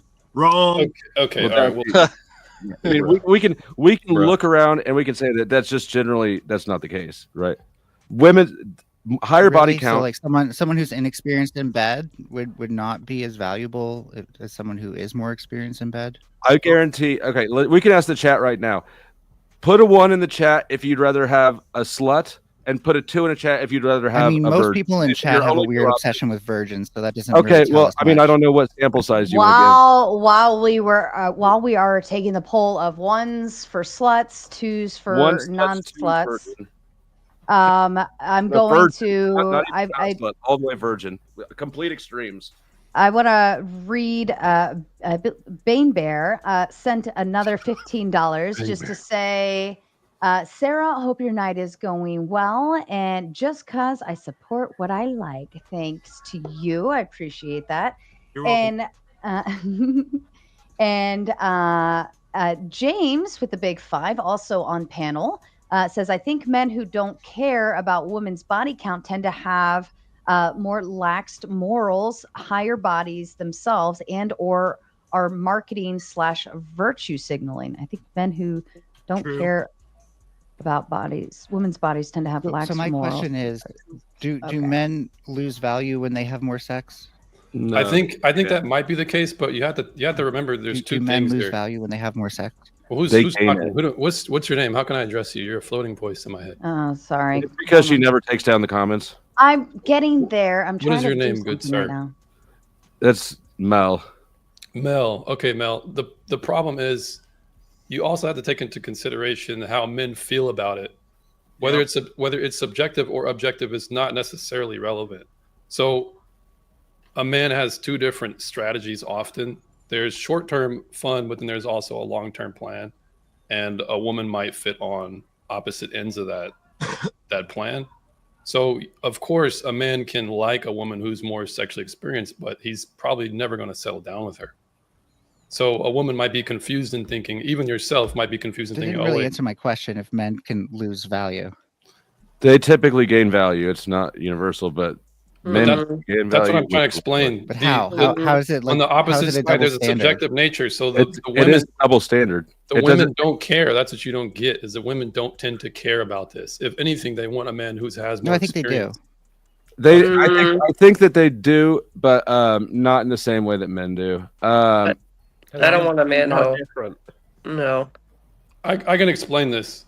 The byproduct of You having have theory that's based off of red Hold pill. on, hold on. Let him finish. So if I'm charismatic and I'm popular and I'm funny, I'm witty, I have charm, a byproduct of that is likely to be it's going to be easier for me to sleep with women.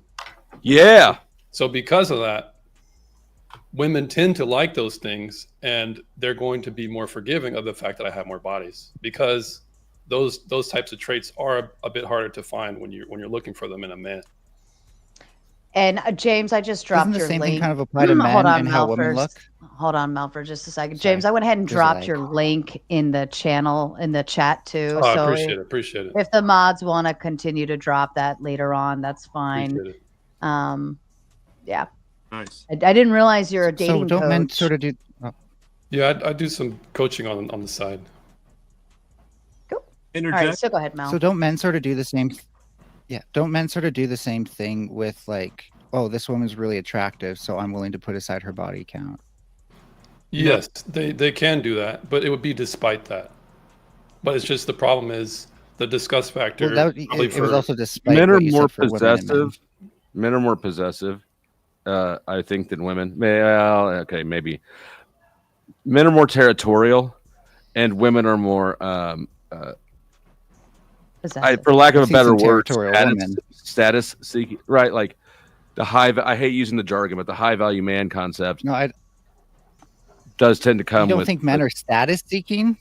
Like men literally. I don't try think to achieve any more man has status. I think Status- male status seeking does not require the Who's- woman, Male? right? Is it Like male? he can have status based on career, money, value, like tangible items.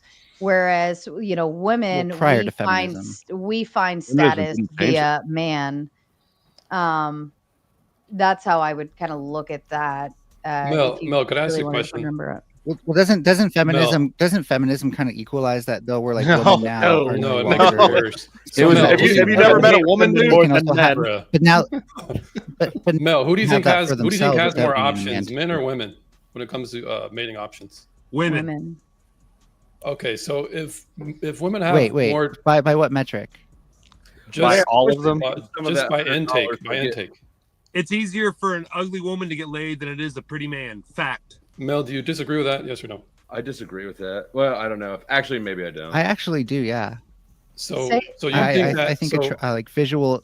I think physical appearance works in both sides for like letting people like giving up like what they otherwise might consider standards that they have for other people. okay, well then who do you think is more sexually selective, men or women?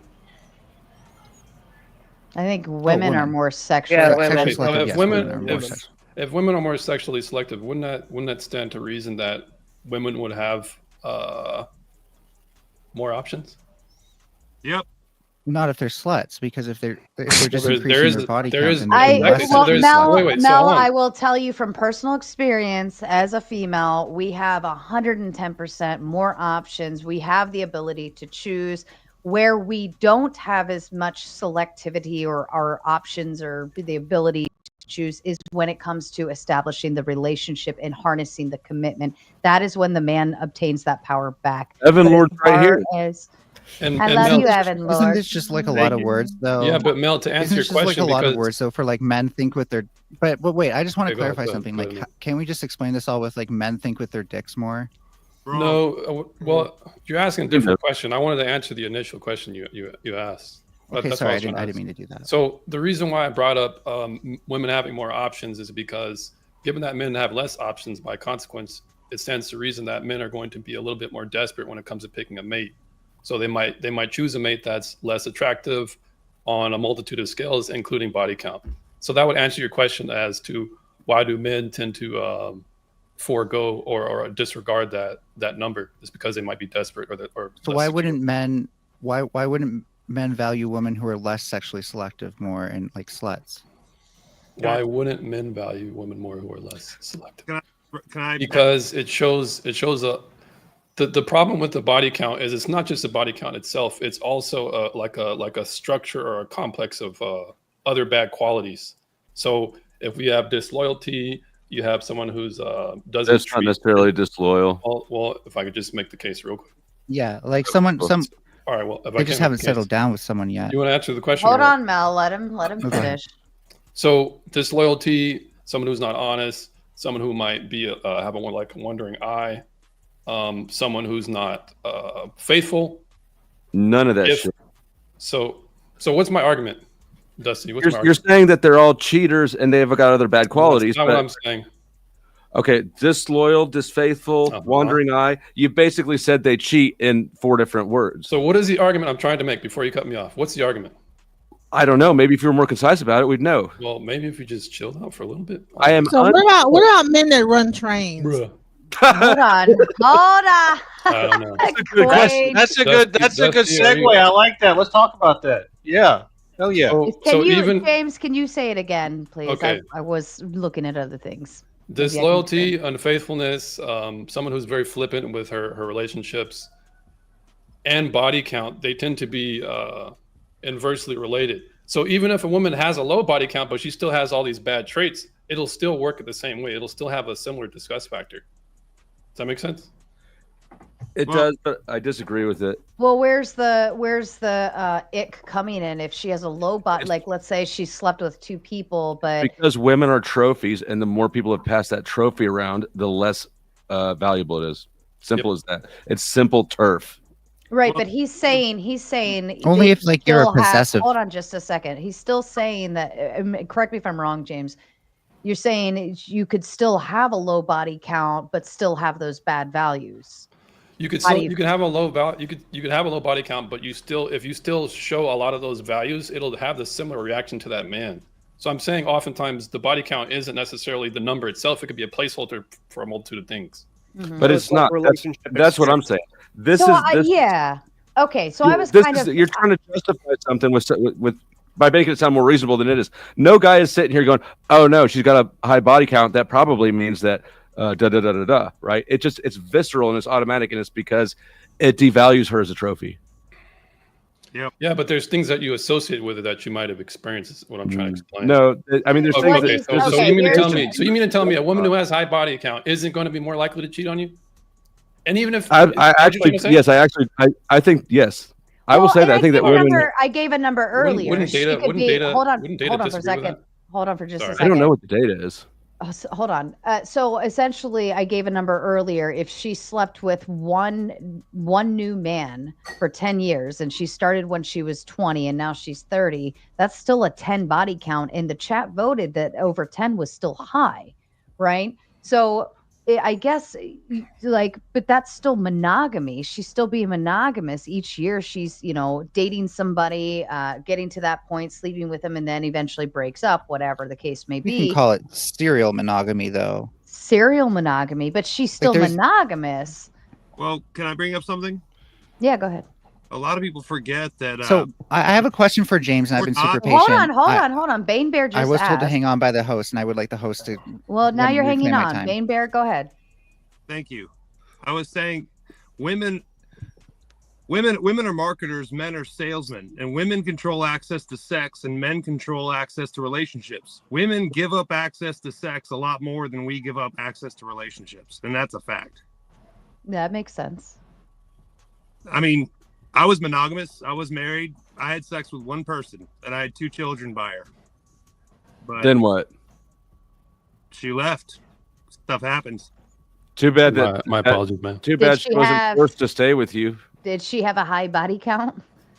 No. See, it doesn't always work out the way they say it. That's anecdotal. Anecdotal, but data is like, made up of anecdotes. Yeah, but like, would you say that the poll that was taken was definitive? That this maps onto all men in America? I don't know. Is that the standard? All men has to map onto? No, it's just. I mean, the poll would probably be a little bit skewed here, given the demographic. Okay, so our polls are skewed. The anecdote is anecdotal, and we're just going to go with. So, James at what point does the data? At what point do you count the data that's being pulled? Well, if it agrees with him in his position, the reason why I bring it up, I'm not trying to be a stickler. It's just like let's just say you had a subscriber list of just Kamala supporters, and you ask what do you think about Trump? Think he's good or bad? You're obviously going to have a skewed data set. That's all I'm saying. The data set's a little skewed. So I think that our data set is actually heavier. Sorry, I think interrupting the beginning of your sentence at the middle. Our data set is probably heavier red pilled over here than anything. I think we're more right leaning, more Christian oriented, and more red pill oriented on this channel. I'd say that would be the bulk of who I entertain on the chat. So I think the data is coming from people that would generally agree with you. So maybe I think 10 bodies is way too much. I think that's off the deep end. You cross the Rubicon after that. Do you want a woman to be How submissive? many bodies have you had? Have you had less than 10? Why do I got to put my body count on the? Okay, so why is it even? Let's just say I have 100. Let's just say I have 100. Let's just say I have 100. Why is it even a question? No one should be asking. Because men's preferences are different than women's. Simple. Can we touch on that? Asking about you that. can touch on whatever you want. Like that woman, you should just accept her for who she is. And I ain't got to do nothing. For where she is. I don't think. Okay, I don't think. Okay, let me stop you there. Let me stop you there. I don't think we should just be accepting people for who they are. If that is not the person you want to end up with, don't deal with them. Go find the person that you do want. But in the process of getting there, don't worry about everybody else. Just go find what you want. We're so stuck in this concept of I have to sit and be mad at every other person that comes across instead of just going and having your focal point and go find what the fuck you want. It's not that hard. Let me get to some of these super chats, guys, and we'll come right back to you and we can pick that up again. Let's see. Hey, on that note, I'm passing through everybody. I'm restreaming from Sarah's, but I'm going to pass through $5 to you right now to drop Mel. You got 5 minutes in the back, Mel. Really? That's tough. Mel, I was waiting for your question too. She'll come back with it. Don't worry. She'll come back with it. She's pretty good at remembering where she left off. That's what she is good at. Jack with the big 5 says men have legitimate concerns about a woman sleeping around and are tired of being gaslit that a woman sleeping around doesn't speak of her character. True. Again, I want to know who you're hold on. It's if you're right in everything you think. I wouldn't want to gaslight you anymore. You poor guy, you poor victim of psychological warfare. Whatever you think is already right. Smoking Auditor with the big 2 says, I'll pitch in to keep this guy around for a few. Smoking Auditor, it would not have worked to keep Coder back on because it was a full 100 boot. And you would have had to have paid a full 100, and we already granted him extra time. Jack says with a big 5, the only people who care about male slinging pipe are the people who choose to sleep with them. If you want to check men's sausage, go ahead. I deal with chicks. Do you want to check mine? I don't want to check yours. Right. Sean Wick enjoying their change your mind. Sean Wick enjoying their new membership. Enjoy. Jack says again, give women the right to be promiscuous. It's not going to hurt men. Men with values and principles will not choose them. The men who accept, is that hoax? Hose are the men that complain about it. Self-inflicted trauma. Agreed. Finally, I really can lock down that one. Yes, if you accept a hoe, you can't be mad at her for being a hoe. I think it's the ones who didn't get hosed. I think it's the ones who couldn't pull hose, and then they're even more mad because this is a hoe, but she's not hoeing with me in my mom's basement. God damn it! Do you want to check my sausage yet? I don't need to check it. I take your word that it's whatever you say. And Gesterol snuck in the big 50 with the conversation that happened earlier between Paige and Ryan and 10th Man, I believe it was. It was actually pretty comical. The chat praised you with W's for that one. Jack with the big 2. Damn. Who got the W's? Jess got the W's in the chat. Is there something louder than Huh? Nothing. I was just Jack coming in again with a big 2. Damn, men caring about body count is Flo's fault. Flo, it's all your fault. Everything is your fault. Me for it. Put your sins on me. Put them all on me. And for the record, there was about, I think there was almost 300 between the channels going. If you haven't hit the like button, subscribe, share, whatever, do your job. That part is free. Thank you. Jack with the big 2 says, and for the record, promiscuous women are needed. Oh, so now it's convenience. Definitely not. Hoes have never done me wrong. God bless them for their generosity, sir. Lock them up. James, did you have something to add to that? No, I think somebody's talking smack in the chat though. They sent a super chat, so I'll wait for that. All right. Levi Moonlight with a big 10. Absent religion, I hate the charade of men shouldn't want chaste women while they sleep around. Maybe if we actually cared about men's body count to the same extent, you could have an argument. This is why I say just go back to church, find your principles and values, and you'll figure it out from there, folks. I agree with you, Levi, that it should be kind of twofold. If you're going to seek out a woman that has a low body count, you better have the principles and values that match up with her and what made her have a low body count with those foundations beneath that. You better be able to align with those, or else you're useless to her. She doesn't want anything to do with you anyways. Smoking Auditor with the big 5. Why are dogs allowed to go to the bathroom and make children with each other out in open public, but humans aren't? That's not fair. That's true. Good point. Levi with the big 10. It's I'm upset that women aren't upset about men's body count. Sorry you don't mind it. You can say, well, I care. Cool. It's not about you. It's true generality. Anybody want to add to that? I'm a bit confused. Hey, Sarah. I'm just going to say, I'm going to check out and let somebody else check in. Thank you for having me.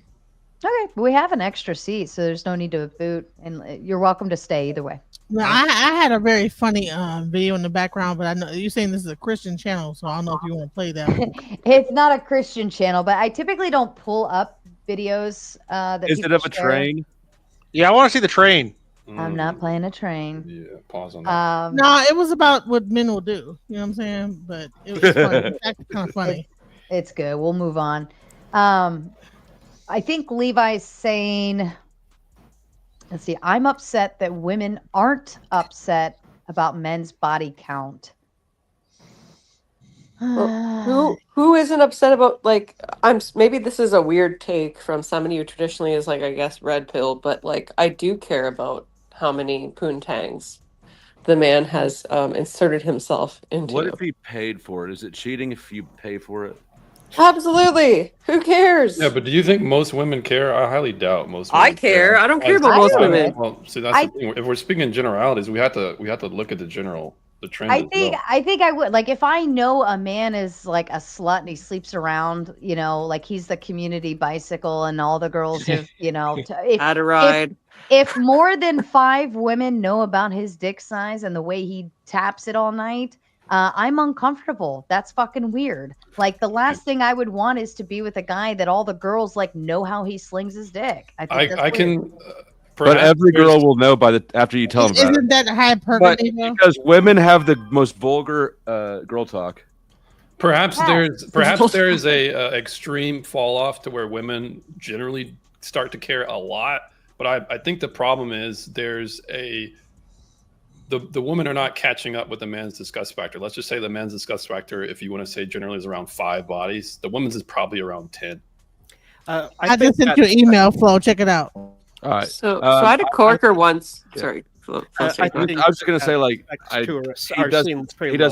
doesn't speak on my behalf. Yeah, you probably have more than 10 bodies. I yes, probably do. But yeah, I don't think that you're qualified to speak for most men, in general. Most men don't like hoes. You're the one you're the one praising Most them. men appreciate hoes and encourage hoes. Most men use hoes and then toss them to the side of the road. They don't marry. Don't want to them. wipe them. So this bang them. This conversation's kind of devolved because it's super generalities, right?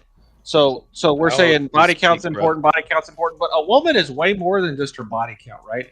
Like, you can be a total slut and skank stripper like in your 20s, and then by the time you're in your 30s have turned your life around to become a normal person instead of a degenerate, and be of value and be a good wife and be a good mother, right? So body count is just an indication of who you were and not who you are.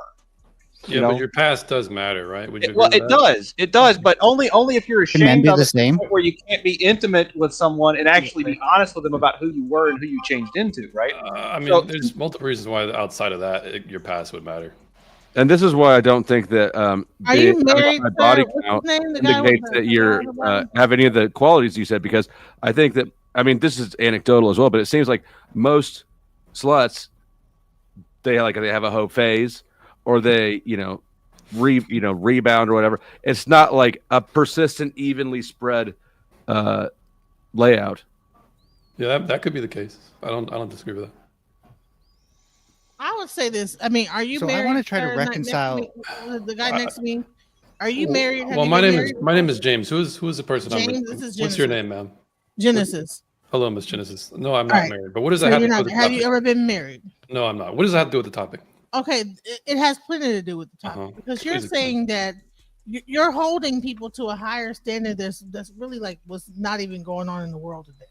Mhm. You're saying that women should be this like chaste person, and that's not even what the world is right now. I mean, unless you like are going to be like dating women like fresh out of high school, when you get to like your 20s and 30s, 9 times out of 10 they go through college. What do you think happens at college? What do you think is really going on? Before you answer that, Mr. Mister sent $20 in on Cash App, says Furby to the back. Furby, you have 20 minutes backstage. Thank you so kindly. 20 minutes to think about the choices you've All made. right. Brought you And to where you're James, go ahead. Yeah, just because a lot of people do a thing doesn't make the thing right. So it's easily. You're not being refutable. realistic. I mean, so therefore you would pass up a perfectly fine girl that you were in love with because she probably like was a little bit wild in college. Maybe she had like more than 10 men that she hooked up with. Or would you say, well, you know what? Actually, she is now in her 30s now. She was wild back then. and now she's a new person. She's doing her thing, whatever. I love her. I think that this whole like body count thing is so shallow and stupid. It's ridiculous. You know what I'm saying? If I may, for just a moment. To answer your question, Genesis, if I met a woman who was, I'll just give you two scenarios. Well, honestly, if she had 10 bodies, I probably would have never fallen in love with her. So the only way how would you know that if she don't tell you? Okay, so if she revealed it to me, and I just probably wouldn't be in a relationship with her anymore because she lied. So how do you feel about being single for your whole life? I'm not single. How do you feel about being dusty? If I may, so I'm actually not just gay, I'm bi, but so I'm a slut. I've been with chicks. We're about to get into that. So I've been with chicks and dudes, and see, I think that's one of the reasons probably why Dusty and I get along pretty well, because that's the implication right there. He and I both have a lot of confidence, right? So I think there's a lot being missed here, because if a dude's like me, where I have a larger than average size phallus, I have been with 50, 60 people in my life. I'm not really too worried about it, right? Because you're saying that James's phallus is too small. No, well, you know that I always say if you're smaller than if you're not at least 5, but it's usually about 7 inches, then you're not a real man, right? Like, it depends. Depends on how thick too, right? But what in closing is, so I was with a dude 10, 15 years ago before I got married, and I was like, gay or bi? And he's like, I'm bi. And I'm like, how does any woman ever take that? It was about at least 11, maybe more inches, and as thick around as a soda can. And he said, I've never been able to penetrate a woman with my phallus. And so if he doesn't go around and test the waters, why would you wait till I start eating? Tell me the story. How's he going to figure out which woman fits the Cinderella slipper, right? Like, because a woman, it's not the same thing. More than sex. K2 keep on. Did you trucking. just say it's about a relationship? Hold on a second. K2 keep on trucking added another $10 on for Furby's time in the backstage with the crystals. And then let me confirm, some dude, are you with us? You gotta unmute, baby doll. Yeah, I'm here. Like, yeah, how you doing, Miss Lady? How are you? I'm chilling, yo. I'm just like, I wanted to interrupt Flo and bother him. Oh, well, let me actually interrupt everybody so I can get through a few more of these.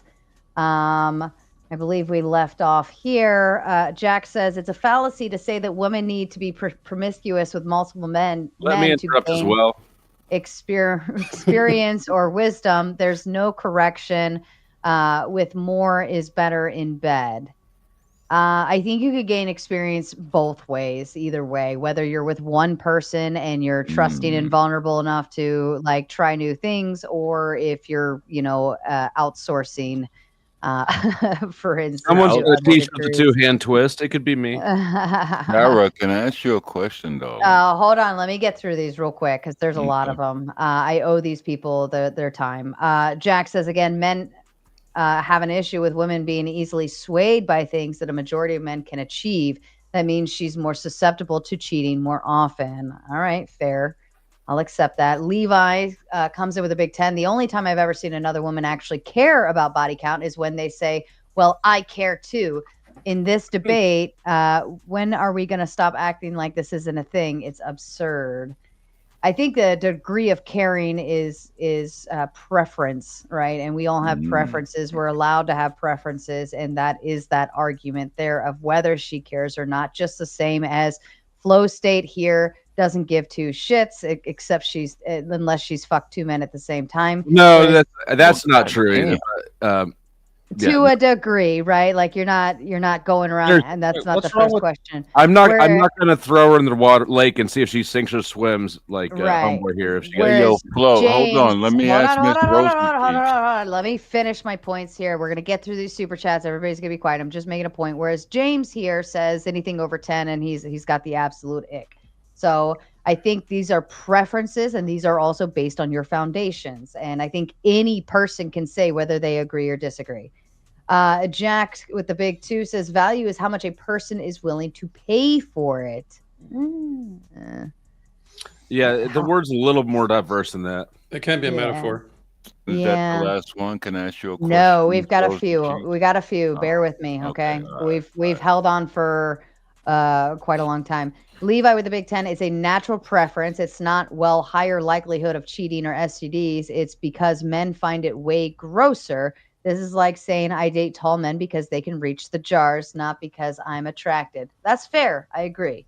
I agree with that. Anybody disagree on panel? What was the thing? Yeah, kind of. Yeah, that's yeah. So As it's a a natural preference? preference, right?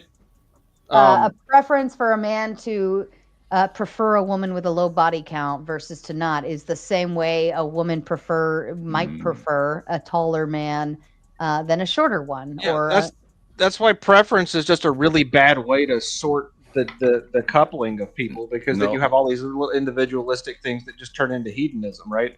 And she's just doing a cope, is what she's doing. She's like, well, I have these preferences, so these other people have these preferences. It doesn't matter what anybody's preferences are. Then you get into just total lunacy. Wait a minute. Anything goes. Your aversion to hedonism, your militant aversion to hedonism, is itself a form of hedonism. Yeah, well, I'm not saying for me, like I have a preference for hedonism. I'm talking about culture in general. Wait a minute, hold on. Y'all went to hedonism. That's a crazy word to use. That's a whole. You're such an inefficient talker. No, yeah, you are, dude. You're the worst. But no, I was like, y'all say hedonism, but I was going to something beyond that before, We don't need you to spin around in circles before you lay down. Yo, Say Rosie your fucking Cheeks. point, man. Rosie Cheeks, I was being respectable to her, man. But the whole thing is like, the hypersexualization and everybody like from twerking to just idiotic, degenerate behavior. Have you seen my twerking clip? No, bro, that sounds weird. Oh yeah, I'm playing it on my end right now. I paid $2 for that twerk. It was a good twerk. It was well worth it. Rude Mudcrabbing with the big 5. Men are earners, and nothing worth keeping is ever easily obtained. We don't value a 304 because they don't value themselves. That's fair. Every man likes a good challenge. Enoch with the big 2. James, how would you know if she had 10 partners? The problem is when you're dealing with a marketplace, oftentimes you have to deal with how men perceive things. So a man might perceive a woman who, like, let's just say she never says, and he's scared to ask. He can just look at who she hangs around, what her past relationships like, what was her relationship with her dad, how does she feel about the topic, what's her political affiliation. All these things can go into whether he would think like, she might be sleeping around. Can I ask you a question, sir? What do you mean scared to ask about what?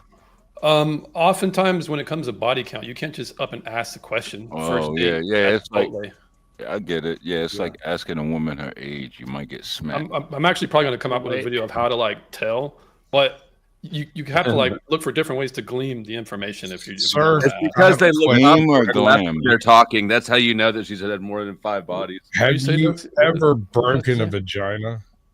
Wait, you said gleam. Is it gleam or Man, gleam? my boy Gregory busts those pussies open all day long. Okay, but they get up the next morning and make breakfast, no problem. Isn't that right? Give me an argument. No problem. He's a day. Can I bring something to the table real quick that might be amazing? Please, baby. Listen.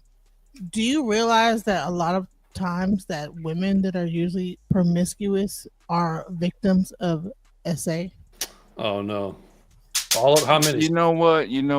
Stop that. That's so. Oh, so we're gonna just ignore that? No. Like men go through it too. Like no, only 9%. 9% of men go through it. All right, good that you 9%. Hold on, 9% of men Admit it. Okay, so but Go what through I'm what? saying is go through SA. So what I'm saying is that like so if a woman had like some kind of abuse in the past and then made her a very promiscuous woman, All right, hold on, do you Miss hold that Lady. against her and say, you know what, you No. became promiscuous because of this your past or whatever happened? No, you're the I think I promiscuity. still would. Do you think that all women are just promiscuous because they listen to twerk music Not and they're at like all, listening no. to hip hop? Genesis, I think there is some All gray. right. We got two more, and then we'll move on. And we'll come back to the essay thing for you, Queenie. Wrongful rage with a big 5. Best advice I can give: don't carry your baggage into the next or current relationship. You fix you,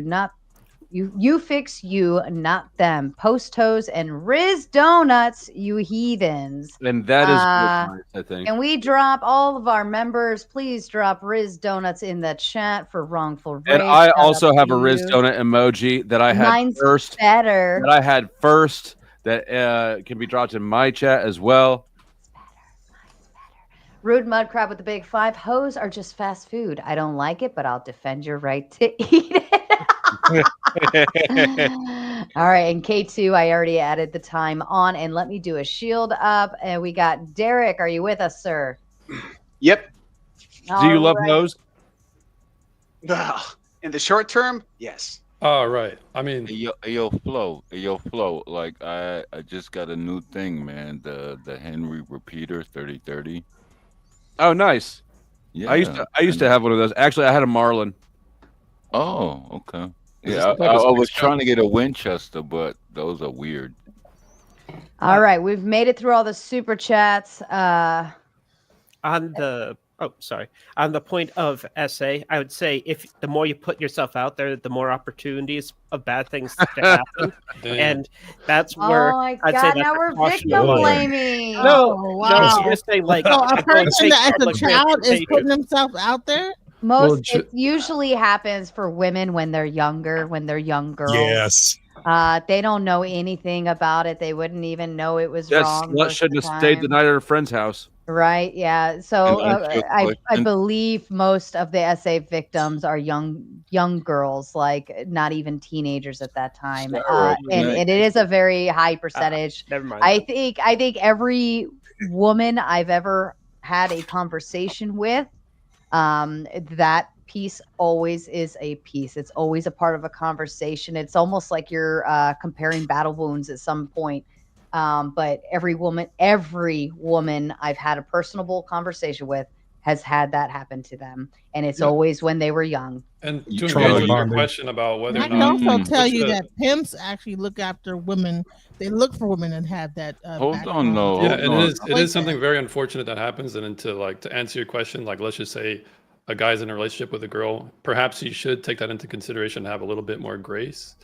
But it still doesn't necessarily just excuse like a woman who has had that problem in the past, but then has 50 bodies on top of it, as opposed to somebody who has 5. It's probably just a level of grace he could give, not too much. Grace. Okay, The so let reason me ask. That doesn't okay. Let me flow back to you after this, but I will say it doesn't excuse everything. Nobody would agree that that's just an excuse, right? But I will say if something happened when she was younger and then her teenage years got a little degenerate, and then she figured it out and smooth sailing after that and went back to being a normal person, for instance, I should say, got their Normal people rub hearts. Wait a minute. It's like, Sarah's you one of know- those smart girls. She's cute and smart. God darn it. A woman that's promiscuous, there's usually some kind of a mental thing going on with her that would allow her. I to think- open her yeah, life. I Why can't you just be a hoe? Why can't you just like to be a hoe? What's so No, what is there's so, what usually is so hard to something think about? You would like that. For a No, woman, I see it all. I see to- women twerking. I see women So like hold on. I hopping on a actually, handstand. Hold on, guys. I'm going to play a stupid video if you guys don't. You know what? Fuck all of you because you're being gay. Tomato, fierce and red, juicy curves, far ahead. This message is sponsored in part by. No. Actually, Every time you gentlemen interrupt each other like that, I had to will take it off just stream on play my the end gay so video. that Mike audience wasn't subjected to that. Now you said it would come back to me, so I'm going to keep talking, and I'm just Go rolling ahead, right on Flo. through. I'm going to say the issue that those two guys are probably actually a lot of guys, but have is that you don't understand relationships as a connection with another person. You understand it abstractly as a schematic and an equation. So, Flo, I think your hat's too tight. Your hat's too tight, Flo. Well, Dusty, that's Or as an exchange of services. hold on, some dude. I hope. Hold on. ahead. I want to hear what Go ahead, some. Flo. Why is that, some dude? I hope you have something smart to say. Oh no, I'm just saying, like, y'all be doing your thing. I love it. All right, Pop you're up. just taking up space. No, your hat is too tight. I would agree that your hat is too tight, Dusty, on that argument, because you're saying we're taking it too abstract, and that's the reason why we're missing the point. I don't think that you have an understanding of what it's like to have an actual relationship. I think that you've got a conceptual understanding because you've never built a building, but you've been to architecture school. The problem is the concepts and the empirical data has to combine. So, like, if someone's too empirical, they're going to say, "Oh, well, so long as she's clean and so long as she's with me right now, then it doesn't matter." But you also have to take into the account the abstract. Some things like principles, things that you can't really see that are there, certain truths, certain axioms. You have to take those into account as well. Can I say one thing? And when you at the club and you're breaking down all the abstracts and all No, he's a cool cat. Are you a No, he's ginger talking albino? he's talking about a culture that isn't a clubbing culture, right? It's No, different. he's a ginger albino with No, waves. just that's irrelevant, dude. All right, some dude, hold on. Some dude, I need you to stay. Shut up for a second. Some dude, I need you to stay on topic, buddy. All of these random He won't do one-liners it. You that should have just nothing drop to do him. with the topic. He got waves, and he's an albino ginger. He is an albino. That is Hey, true. so I That's actually wild. want to say something to Powder Dusty, and then also Miss Detroit. Miss Detroit, I agree with you. Women that are promiscuous tend to have something a little extra going on, and that's part of the reason men pay attention to that and try to avoid it.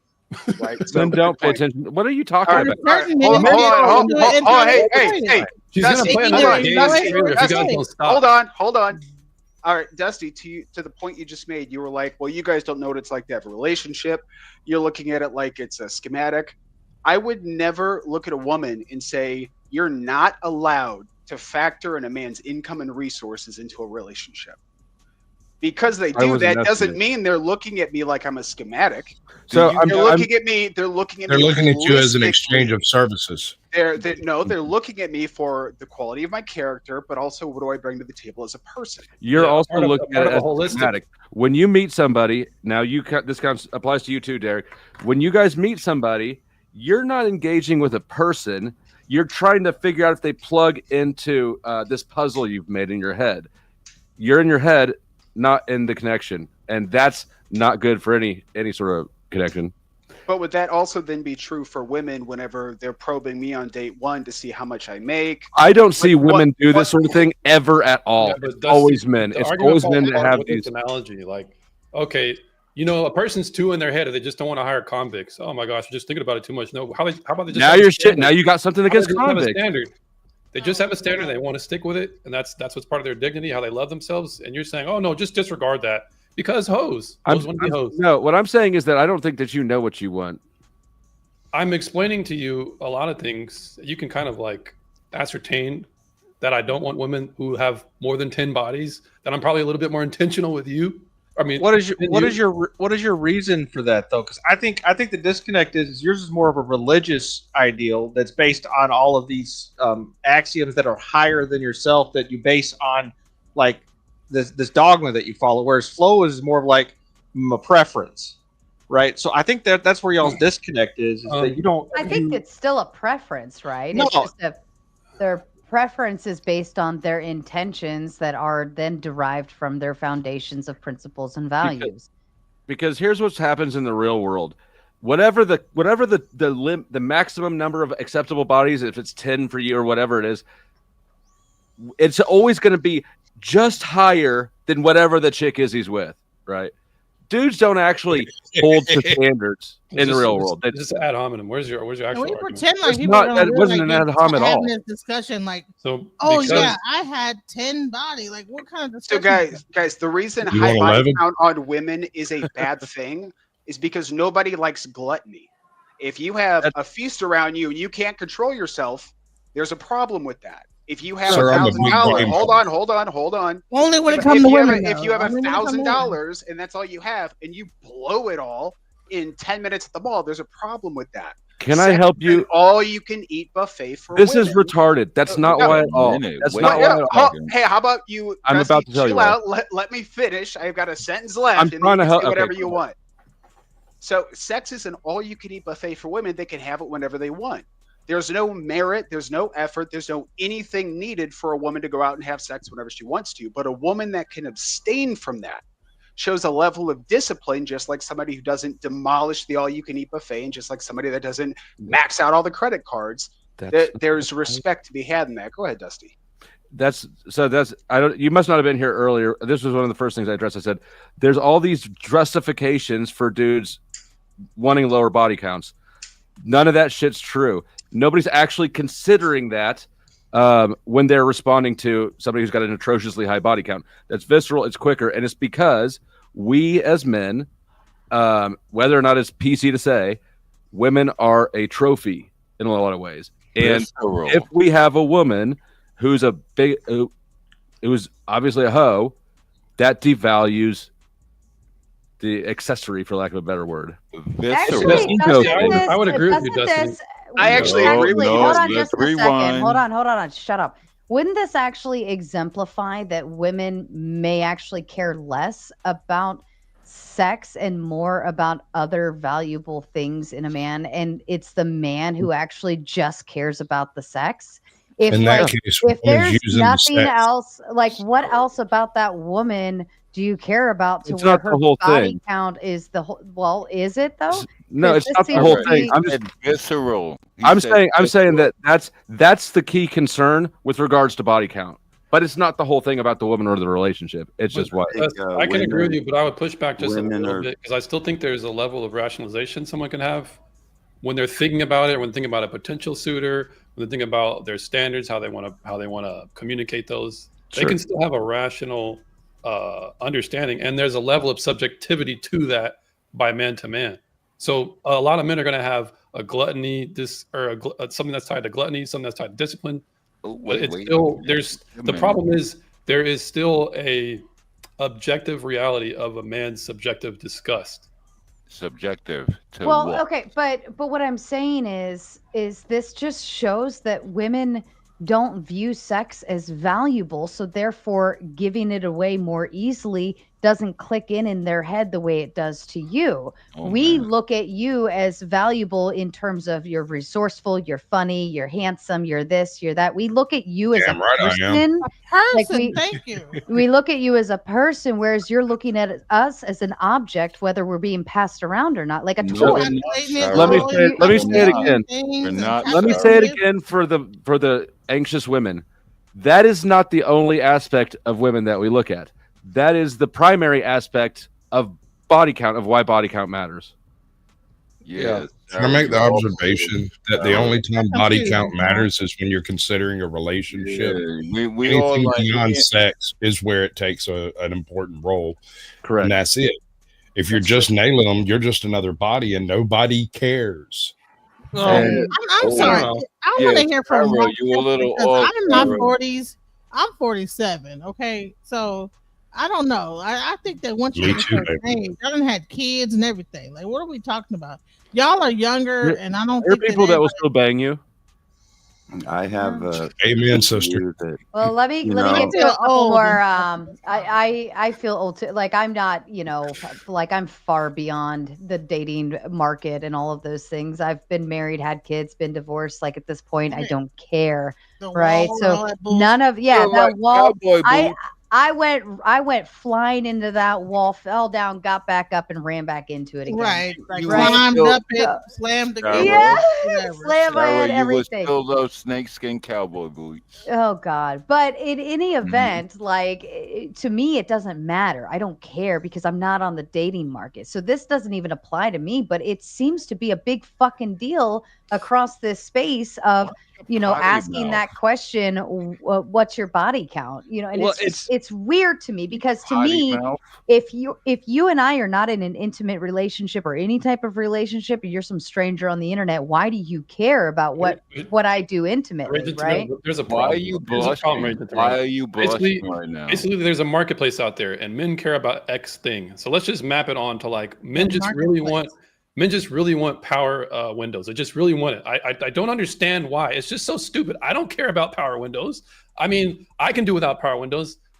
It oftentimes goes like past men. It doesn't Not do in a anything for truck. the argument. What do you Because you're think not of understanding the, that there's a marketplace for this. Is it more natural for Rocky, do you never know when somebody's talking? Never. You are the one that always interrupts. I'm All not right, trying Jack to comes in with the interrupt. Big Ten, says, I already said promiscuity is a telltale sign of mental instability.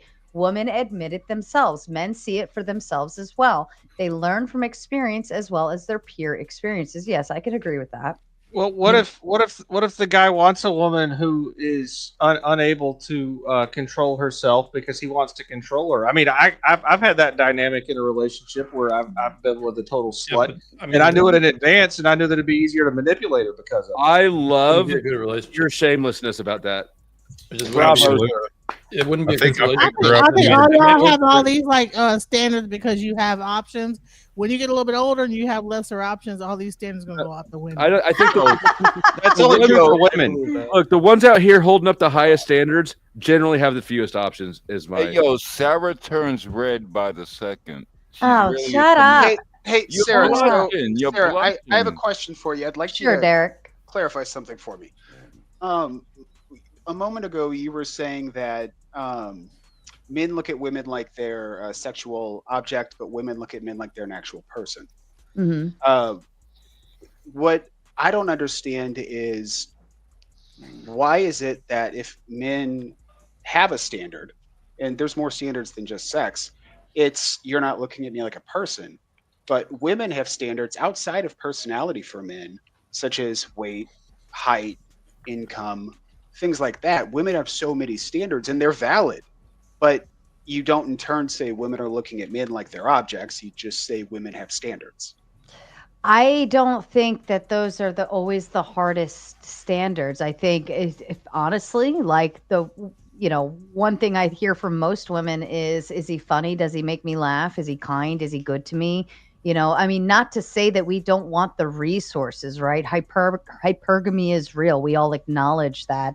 But to the degree that men say, well, if you don't have a six pack, six figures, and you're not 6 foot tall, then you give up. Because like how many average height men that are like 5'6", broke dudes 5'7", fuck all the time.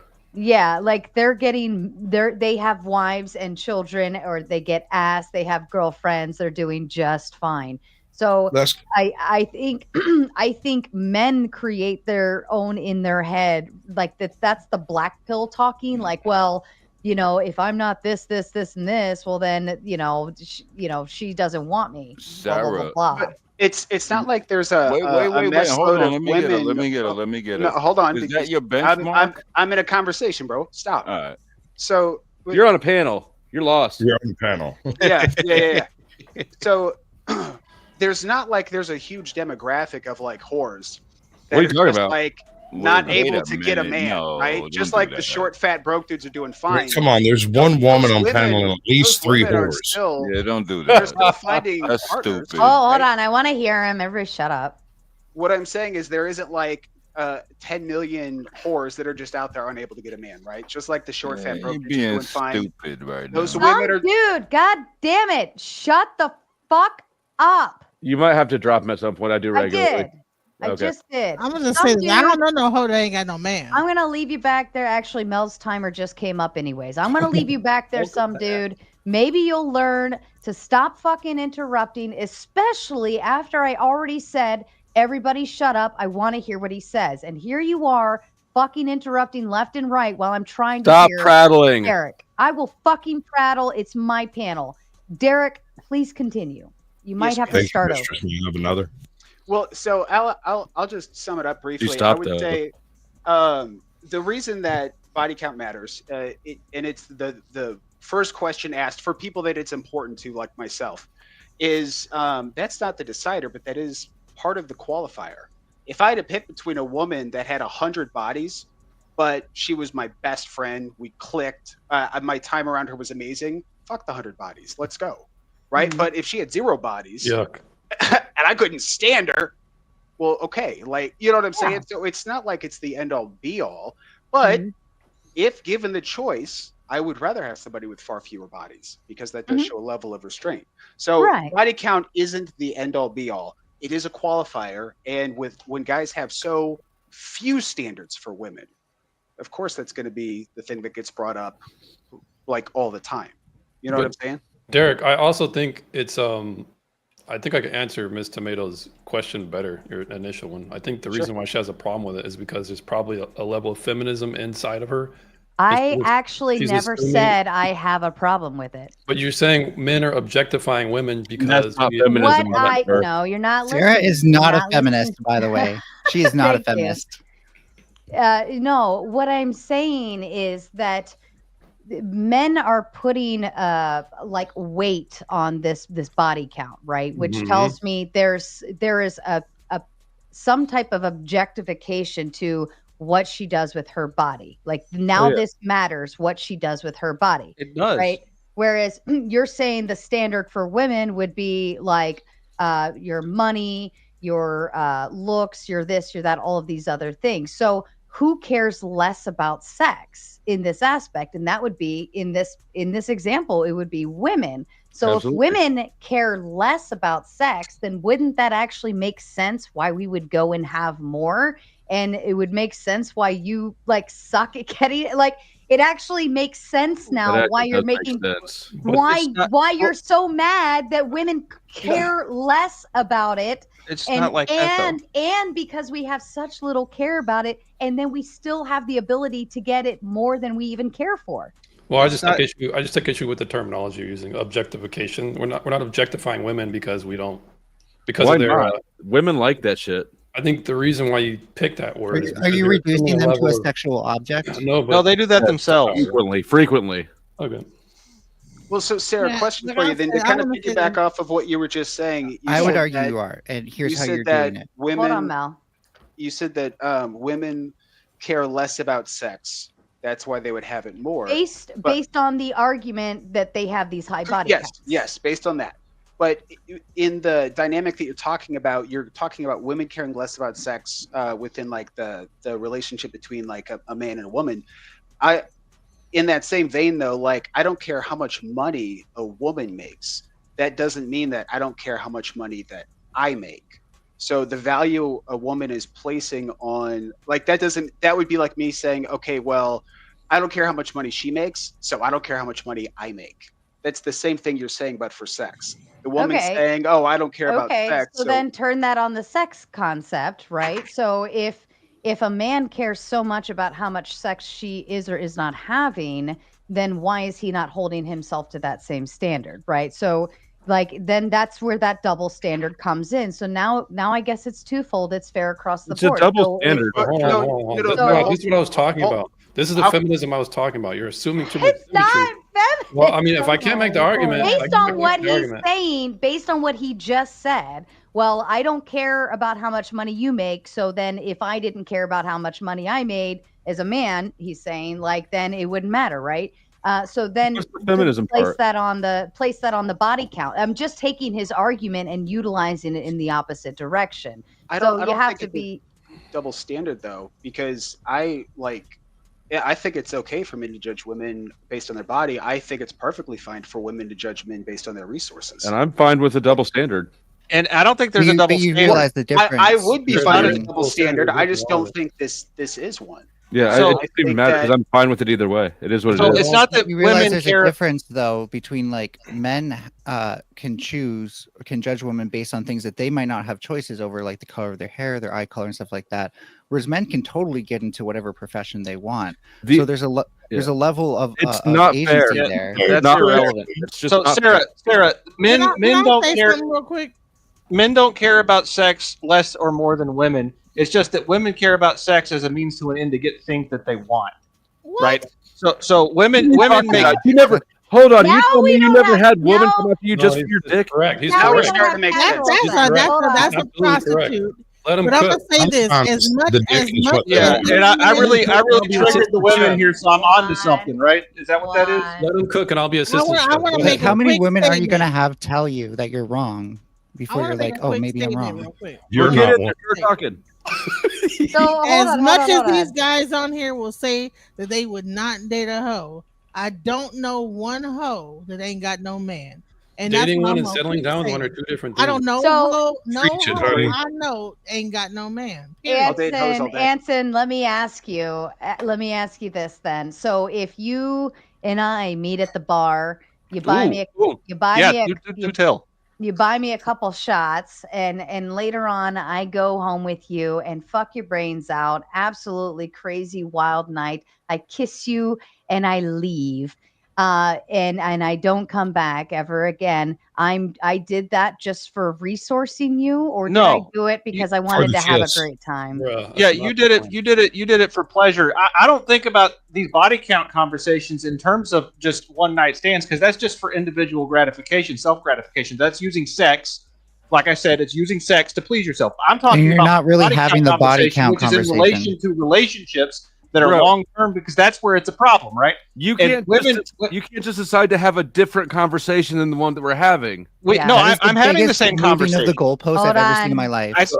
Mr. sent $20 on Cash App and says, Furby to the back. go. Furby, Get that money, Sarah. You got 20 minutes Dang, backstage. Furby.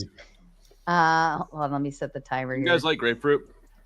No, Yes. I don't. God, It's the one yes. thing Yeah, I can't don't eat like. that though. That's Ruby red That's grapefruit. I'll sit and eat like 3 of them, man. Dude, It's I can ridiculous. yeah, I buddy. see that. All right. You really say want to have a goodbye good for night a few to minutes, force Furby. vodka in this bitch? Damn And right. then let me get through a couple more of these. I'm behind again, and then we'll come back to you, Anson. Okay, so stand by for just a moment. As ZT Den with the big 5 says, I think what he was trying to say was your reputation precedes you. He wasn't victim blaming. I think a reputation. Yeah, I think it could if it's I think out it was there. victim blaming.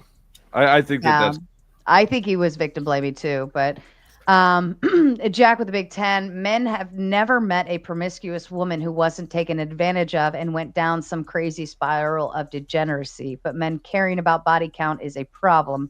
Y'all are making men's point, Yeah, that's a good point. no. This is a terrible point. Like, this is a simp mindset right here.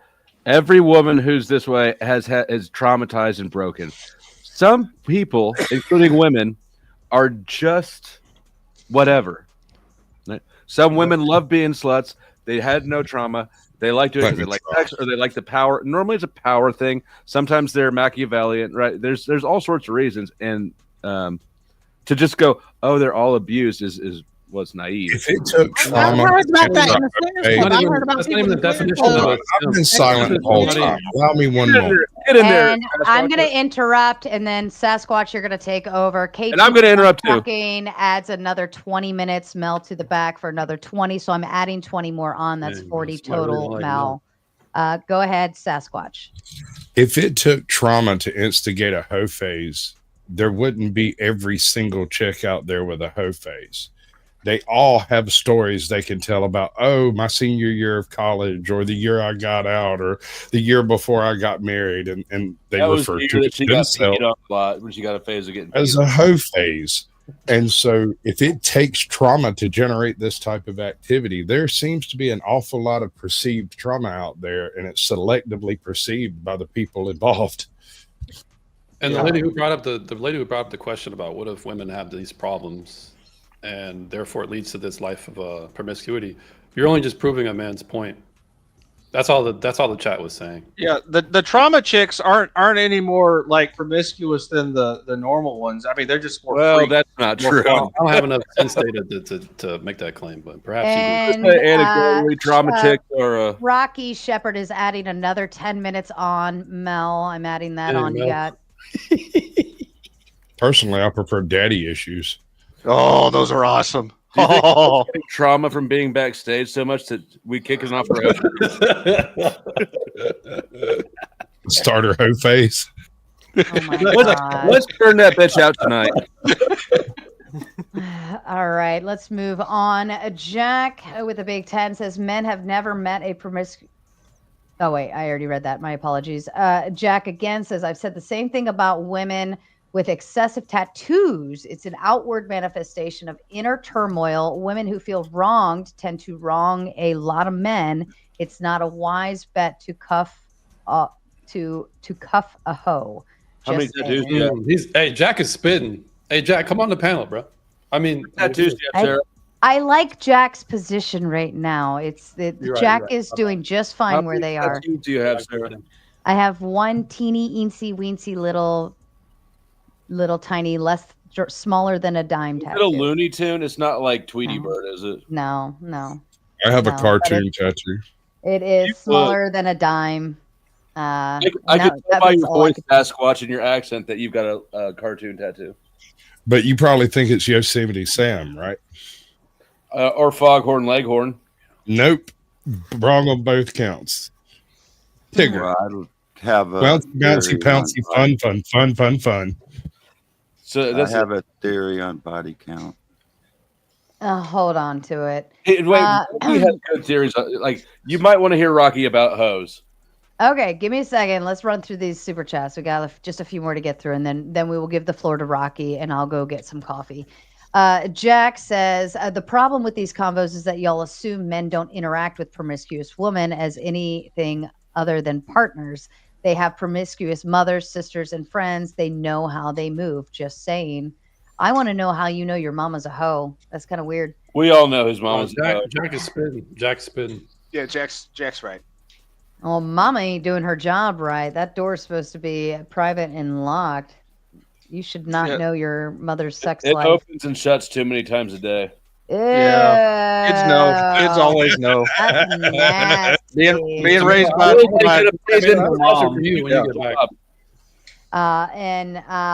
Let's see. ZD Dan with the big 10 For you, says, you ungrateful little bastard.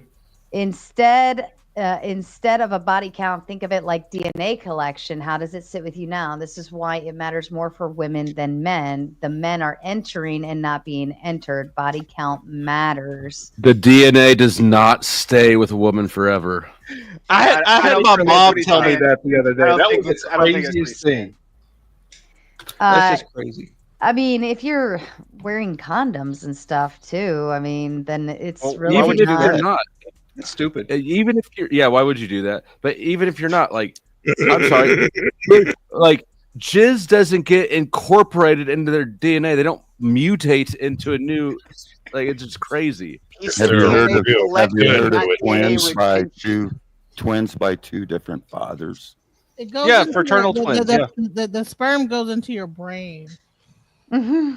Only if you give good skull, honey. We need to talk. The pass with the big says Sarah is slaving over a hot mic, kisses, drinks, angry tomato, real one, family, respect. Shout out to you, Pass. Thank you for keeping our chat clean. Rev MSJ with the big 10. I just wanted to say hi to Andrew Wilson's infamous black ex-wife. Damn. Pretty good. K2, we accounted for that earlier. Enoch with the big 5. Men wife up 304s all the time, LOL. It's the worst kept secret. Guys aren't checking for pure virgins who knit sweaters and attend Bible study. I think that is Amen, solid. brother. And I don't want to be the one who has to say this, but if you were married and in the military at the same time, you married one too. That is Oh, true. wow. Yeah. I was in the military. You're Either right. that or Jody took care of him. Tag chasers. That's what they Hey, are. I was in the military. Don't be looking. And Rocky Shepherd, we accounted for that as well. Jack says you skipped one. Damn it. Which one did I skip? The We 14th got one. that one. Oh, God. The 14th one. I said the same thing with tattoos. Men have never met taking advantage. Some All right. crazy While you mumble, Mr. I'm dropping your bombs right now while she's mumbling and rummaging around. Go for it. Go in the for junk it. drawer. Pew. Well, I feel like we need to share clips for some of these things so that we can just share. Send my bombs to you. Fine. He just wants your bombs. Yes. I don't know if I thought I got all these. A man who knows. Oh my God. Oh, here we go. This one. Okay, I found it. As a man who knows promiscuous women, they are a burden as just a friend. We have seen their relationship and their mindset. When you see behind the stage, you know who you're dealing with. If you're on the other side. Facts. Yeah, I agree with that. I agree with that. All right. I'm going to go get a coffee. Rocky, And feel they'll still free. try to have her. What's that? And they'll still try to get with her. Come on now, They men. will. They will. You guys don't judge. We we'll shame. we fuck and we don't judge. We'll shame All you for right. it. We're going to give Rocky the floor because I know he's going to take forever. I'll be right back. Okay. Yeah. For men, it's more natural. Like bulls, you know, they have a lot of cows. Male lions have a lot of female lions. Okay, in the Bible, like Solomon had how many wives? How many concubines? But have you ever heard of a woman having more than one husband? That doesn't seem natural. Well, okay, you have. Okay, it's not as normal as the other way around, though, right? So originally in the scriptures, it wasn't against the law to have, because men were told to go out and populate the earth, and so men could have more than one, have many children through more than one wife. Like if he had 300 wives, he could have times 10, 300, 3,000 children from one man. So, and I think Rocky, I just vouched for you women now have you're a more shooting Bible shit at personal. me. So, okay, listen, I'm not finished yet, Flo. Okay, Sorry, and sorry. women, it's more of a personal, like when women do it's more of a person. It's like they're looking for a relationship, and sometimes men aren't. Women, when they have, so if you go through, if a woman has 10 body count, like a 10, it means she like tried to have a personal relationship with 10 dudes. But as a man, a man would be more like, it's Like just flippant. natural for me More to have flippant. children, and I'm just going to spread my seed and have some children and populate, like, but that's been the New Testament. That's been, now we're only That's a supposed to good have point. That one women are wife. more attached to And the so- people that they have sex with, so therefore, each man that she Yeah. hooks up with, they're Yeah. still a part Right. of her That's because she's accurate. attached. Rocky, could I add on to that? Have sex with me. Rocky, could I add on to that since you're the Yeah, leader? go ahead. I think oftentimes with women, especially when they're first getting sexually active, as Rocky is saying, sex is kind of like a bargaining chip. If they're going to lay down with you, they're going to kind of expect some type of reciprocal relationship in return. It's not actually sex for sex. That they don't see value for value like a man might. They might say, well, if I'm having sex with you, I might expect you to give me a good morning or ask how my day was, or at least take me out. They don't want to be treated like somebody, like a hoe. Sir, you're going to have to buy me a drink. Well, I mean, if you're a we're gonna female, I would have considered Well, it. my point was, I think it's more I would natural. It's more natural for a man to have more than one partner. Like in the scriptures, it used to be. It's better if the chick chooses the other chick, right? Like, because if you suggest a chick to your chick, then she's not going to like her at all. But oh yes, no, the wife but has if she to picks approve. out the chick, then it'll be all right. Also, Mr. Shepard, the problem is that women are like very jealous and possessive of a man and their own children. So if you have a child from like another woman and it's all within the same family, then those other half siblings will start to hate each other, and the mother may plan to like kill or harm. Have you ever actually had a relationship, sir? Hold on. I have a blended family. And we raised all of our children as though they were our children, even though two of them aren't mine, and only one of them is out of wedlock mine. And that's not an uncommon situation when there's siblings and step siblings. They're all treated as part of the same pack. It's just the way we even roll. Lord is If talking you're not from doing that, biological it might be a problem with you. Kill or harm a baby? I I don't Sasquatch, think he means anyone's killing or harming babies. I think even Loader's speaking from a biological standpoint, and that a woman would, if she had to save one from falling off the cliff, would probably save her biological child over her non-biological child. Or the closest one. So Sasquatch. So what Edgelord is talking about is the fact that if a woman is in a relationship with a man and has a child from a different man, that child is statistically significantly higher risk in terms of outcomes that are negative. Fuck right? it. No, it's statistical truth, right? Because that child is not being raised in a home with both of his biological. You should be the change you want to see in the world. You shouldn't. Well, yeah, act that's like- And I want to change this conversation because it's more. Like, you're right, Anson, but like I don't know. Who cares? The important there thing are examples in the scriptures of like David had children from different wives, and the children. Okay, I'm going to relapse now. Over. Yep, same. Are we on to single moms already? Oh, not yet. I'm working on it. They're the cause of all problems in society. I actually had a question for Dusty, if that was okay. Absolutely. So, and I think everyone's first reaction is going to be to like jump on me, but just try to listen. You're to the pretty question. I usually like to jump on men. I've been thinking about it all night. Me first. So my question I mean, is, I get to jump on him first. my preference, if I had to choose, would be a woman that is risk adverse, right? Because if there's going to be risk taken on in the relationship, I would like to be the one taking it on. If she takes it on, that's just causing more chaos for me. I agree with that. And if we look at it, don't jump, but about the most dangerous thing a woman could do is have a one-night stand. If she doesn't, hold on. If she doesn't know the guy, or if she barely knows the guy, and she's going to be alone with him and give him what I would believe is the most vulnerable space that she can share with somebody, to me, that doesn't sound like a very risk-adverse individual, whereas somebody that has a lower body count, or somebody like the 10-year chick with 10 bodies, I think that's super low. To me, that sounds like a risk-adverse individual, and I would want that. What are your thoughts on that? So my I think that you have constructed an accurate paradigm here. The only point that I disagree with is that has any causal bearing on why high body counts are unattractive.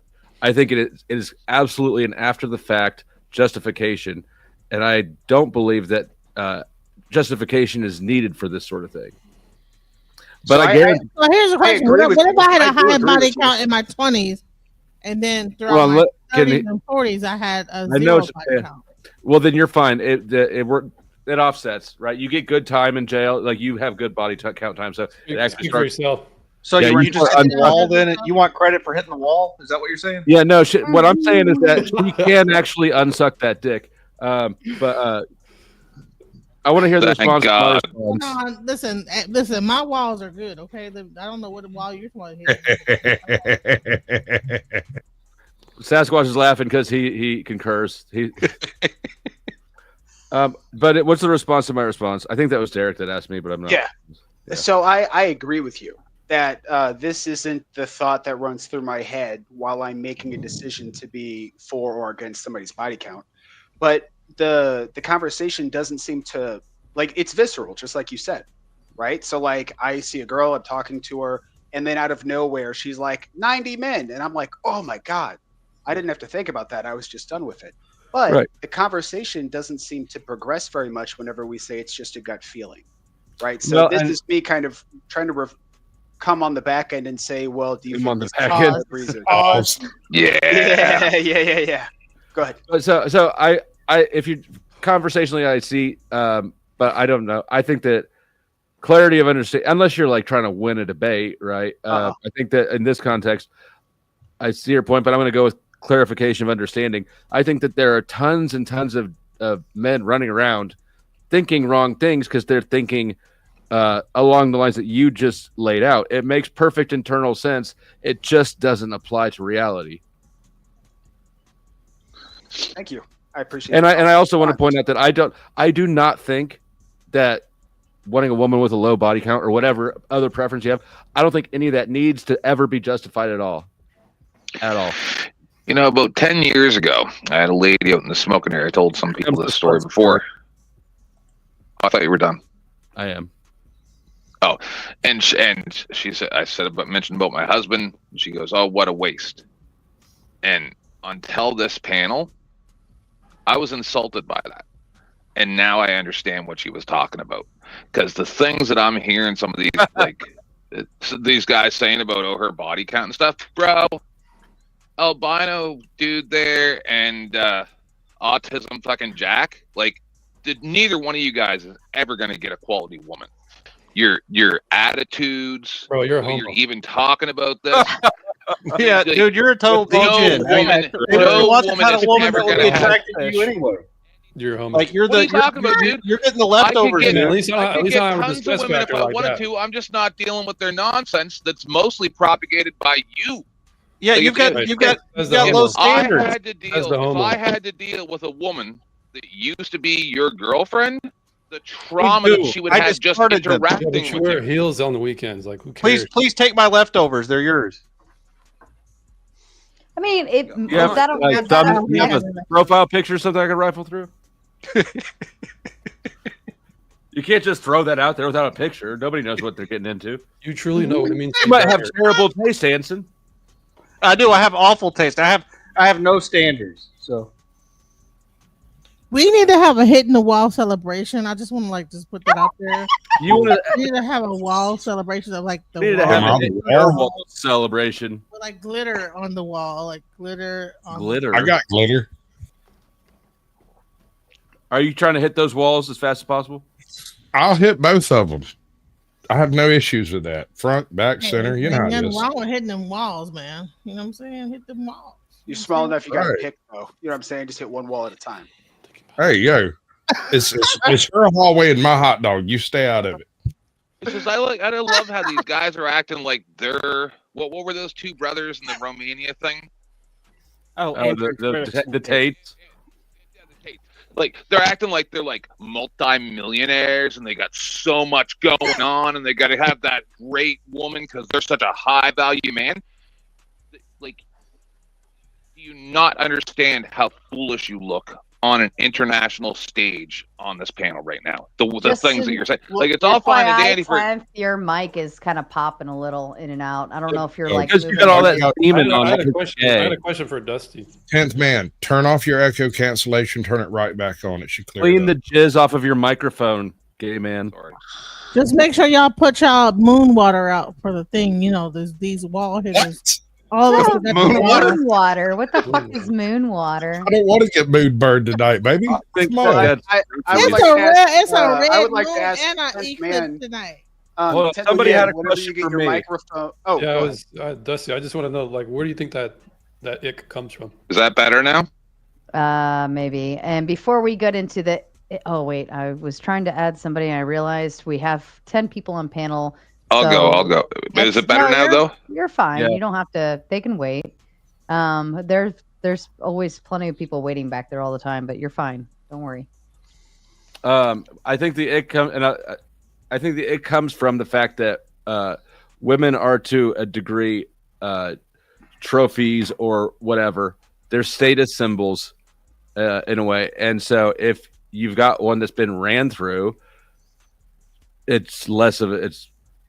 That's the component. It's the trophy component. That's her. So you're saying the feeling is like the automatic drop of thinking that she's a potential to nope. What I'm saying is do you, if let's use an extreme, a corn star. Do you want to, if you start dating a corn star, are you going to enjoy now somebody's feedback? Do you want to take a chick to your family get together if you know that every dude in the room has watched her get fucked by somebody else? Absolutely not. No, That actually sounds kind of fun. Disrespect to my family to even. You're so weird.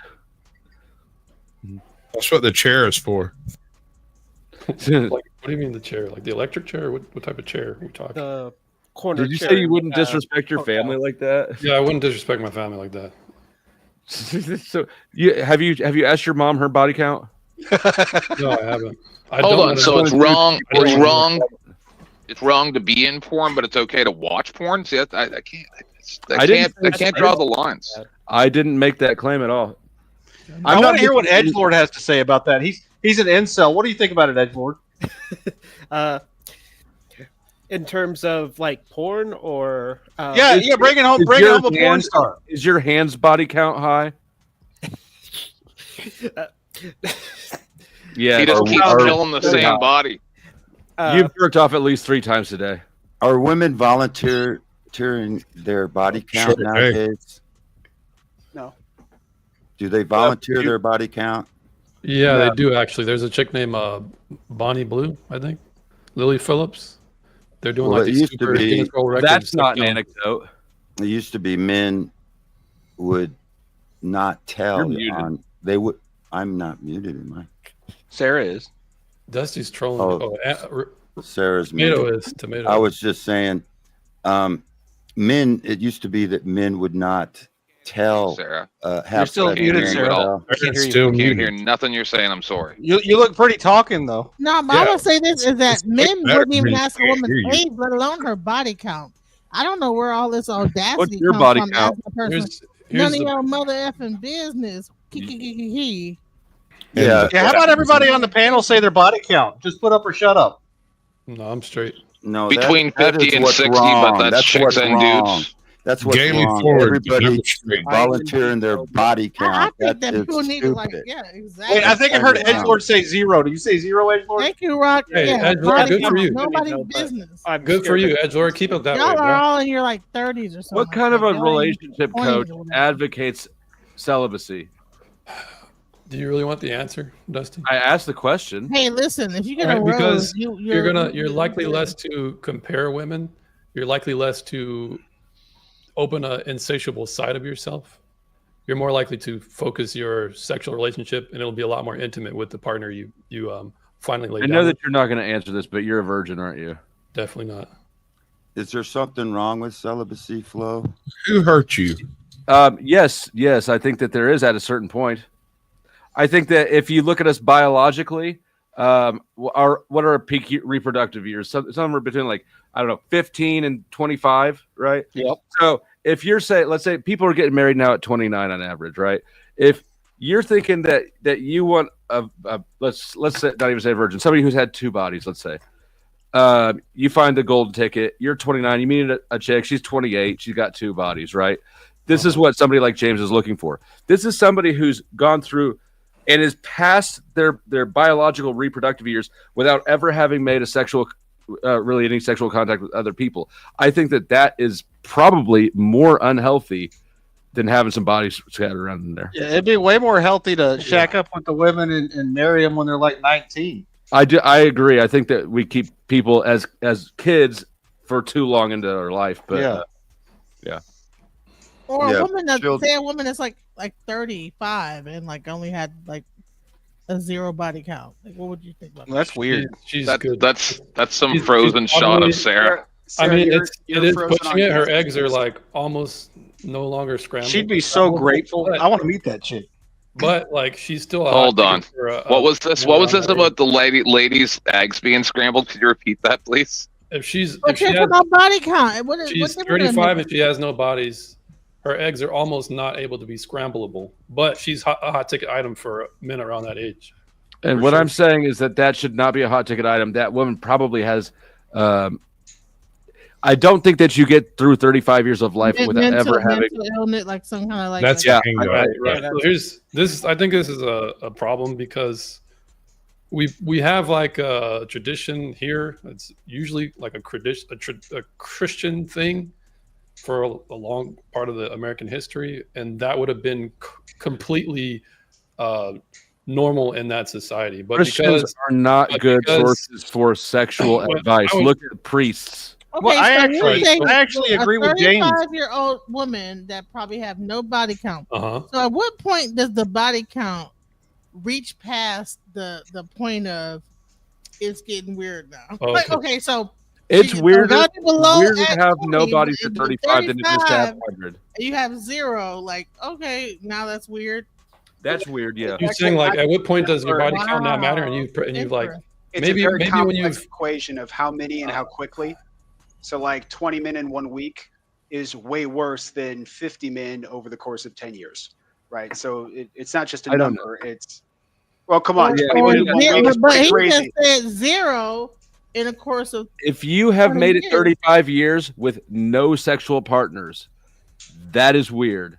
Don't let this DJ. Well, there's a place for those kind of people. No, onto your bodies. listen to somebody. If you make it through the entirety of your sexual prime and you're almost not reproductively viable, that if you make it through that thing, that is emotionally and mentally destructive for people. No, it's like feminism. Okay, it's so like if you- it's like feminism, where This- women this guy prioritize throws things away higher than reproduction. It's not healthy. And those so Christian culture has a way to deal with that, James. And I was going to agree with you if you'd shut up for a second.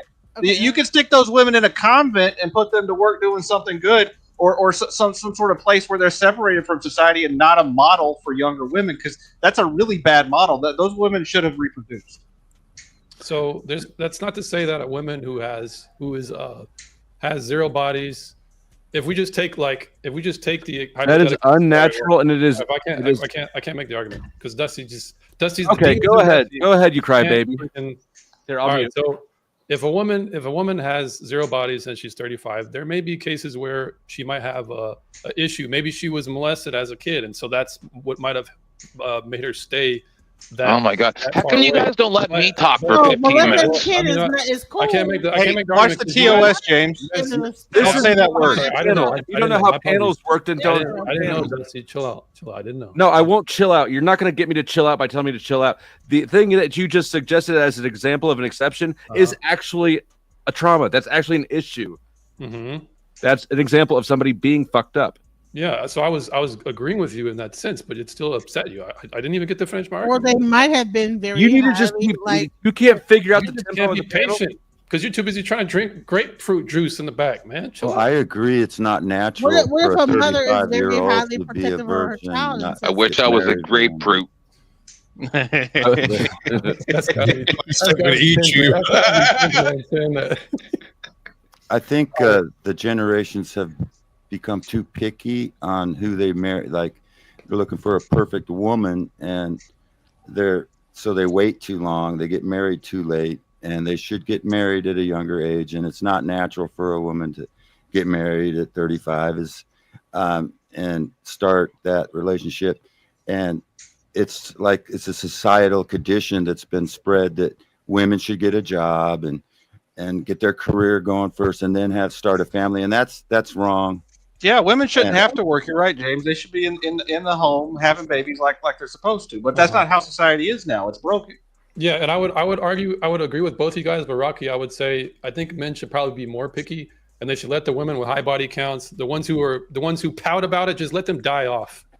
There's an 18-year-old born. I never knew my wife's them body die off. count. I didn't ask her body count, and she didn't ask me my body count. I'm the only other one I know. Fell Good for in you. love, and we got Good for married, you. and I've been married for 45 years or so. I have some children and stuff, and we got married pretty young, like And 24. James's suggestion is Right. ironic as shit, though, because the people having sex are not the ones dying out. Yeah, That's the ones waiting forever to have. Well, you're I can agree to that point that the people, if you're not going to have sex, you're obviously not going to procreate. But if we're looking at the ways American society is going right now, we're at a birth rate of about 1.6. That's below replacement. So whatever policies, whatever advice you're subscribing or prescribing for is obviously leaving America to a shithole as it stands right now. What the fuck policies do you think I'm prescribing? Right. So go have sex whenever you want. Don't James, care about body count. can I ask you- Don't care about being a virgin. Those and are- all that's- right, that's okay, what's so I causing- can't make the argument. I can't make the argument, right, Dusty? Because you just You can't. are such a whiny little bitch. No, Can you just talk and have the conversation? Children. Floor for your weird ass. Your demons just can't help but talk. So once again, keep having sex out of wedlock. Don't care about virginity. I wish Sarah was here to As many put the bodies two of as us you up. want, and then what happens to the world? That's what I do. You need to do a Bible study, Dusty. Right. So you have a bunch of baby mamas around. You basically have a bunch of black ghettos. That type of environment is what you're gonna supplant on the rest of the Bunch world. of If you follow this guy's ideology right here, Dusty. I'm gonna give you an example. Yvonne Orji from Insecure, she's an actual actress. that was on HBO, right? Mm-hmm. She actually was a virgin all the way till she was. Put me and the 35. albino up. Can you hear me now? Yes. Yes. Yes. Amen. Hey, Dusty, All right. which one of y'all are more powdered? Speed date. He is. I mean, the lighting is making him look whiter at the moment. Okay, so tell me how my demons are making. Come on. All right. So the point is, Dusty, what you're arguing for is be indiscriminate with who you lay down with.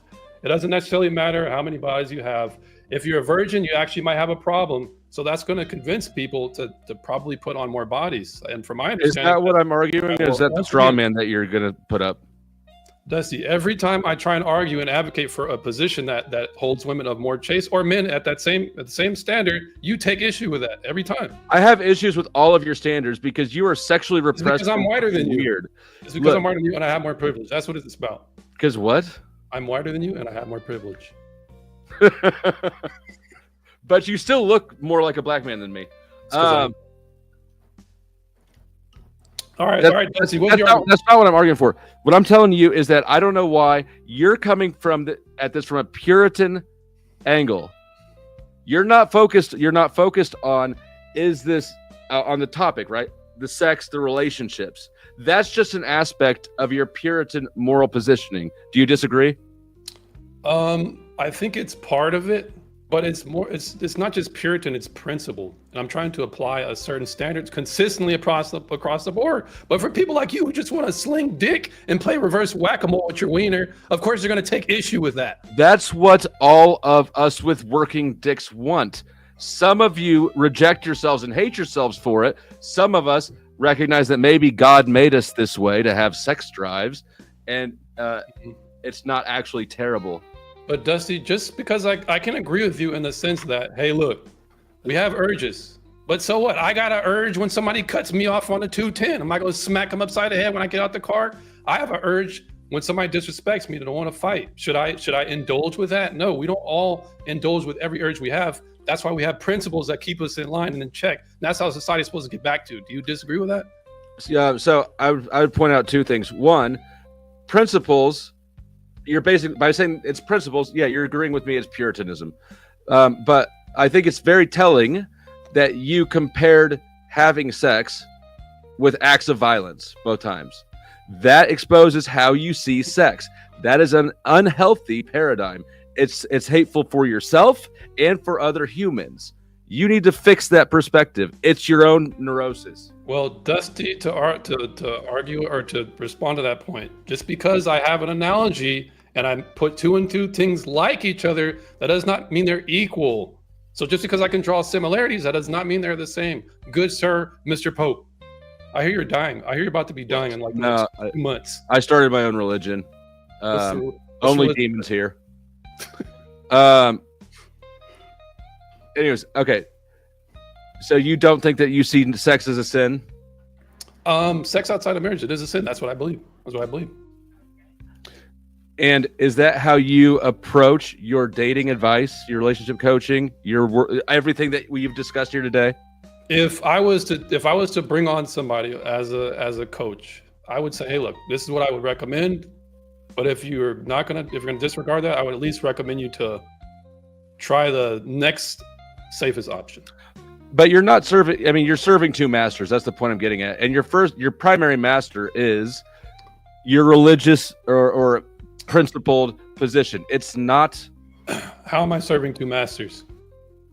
If I tell someone to lie less, if I tell you to lie less, if you're going to lie, don't lie too much. Because what is sexually, psychologically, and interpersonally healthy, and what the church or the Bible says, are frequently at odds. So, what do you mean by health? What are you talking about? So, a person who has a lot of indiscriminate sex is a healthy person.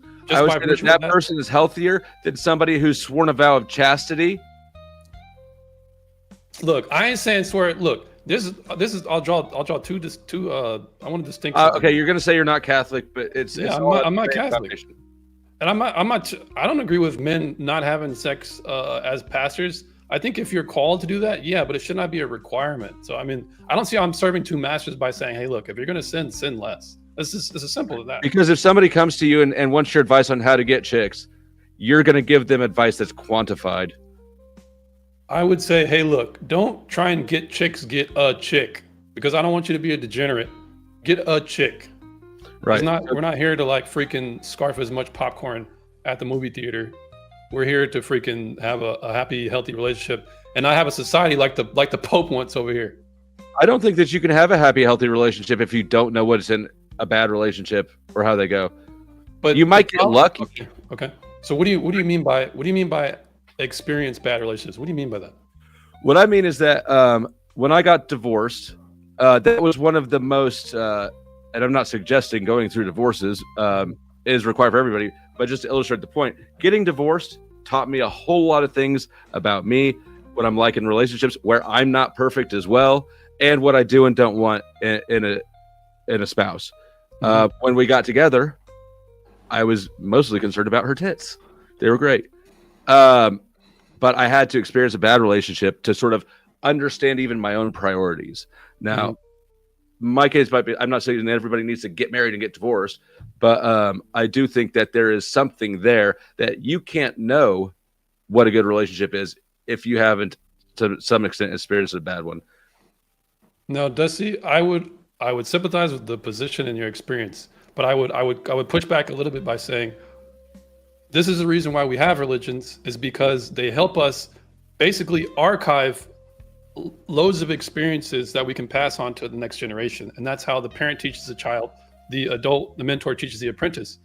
You would counsel your son when he asks you what to do, and you would use that as a reference point in order to encourage him not to go through it, but to learn and be wise and learn the mistakes of his father or someone around him so that he doesn't have the mistakes himself. This is wisdom. This is wisdom when you People do have to learn mistakes themselves. Let me interrupt you, gentlemen, just for a moment, just for some logistical purposes here. I am officially shutting down the Raging Tomatoes side. Everybody, please follow the link over. We're going to continue. It should raid you as well, but start heading over to the Gauntlet if you want to continue. If you're on my side, it'll still go. Saga. Yeah, Dusty, if you're Dusty, I watching appreciate the from... exchange. If you're watching from Powder Dusty, you're fine where you are. Otherwise, just, ladies and gentlemen, follow the link over. Did you see my demon lick her face? All right. I wish it wouldn't do that. Hey, man. Kudos to you, bro.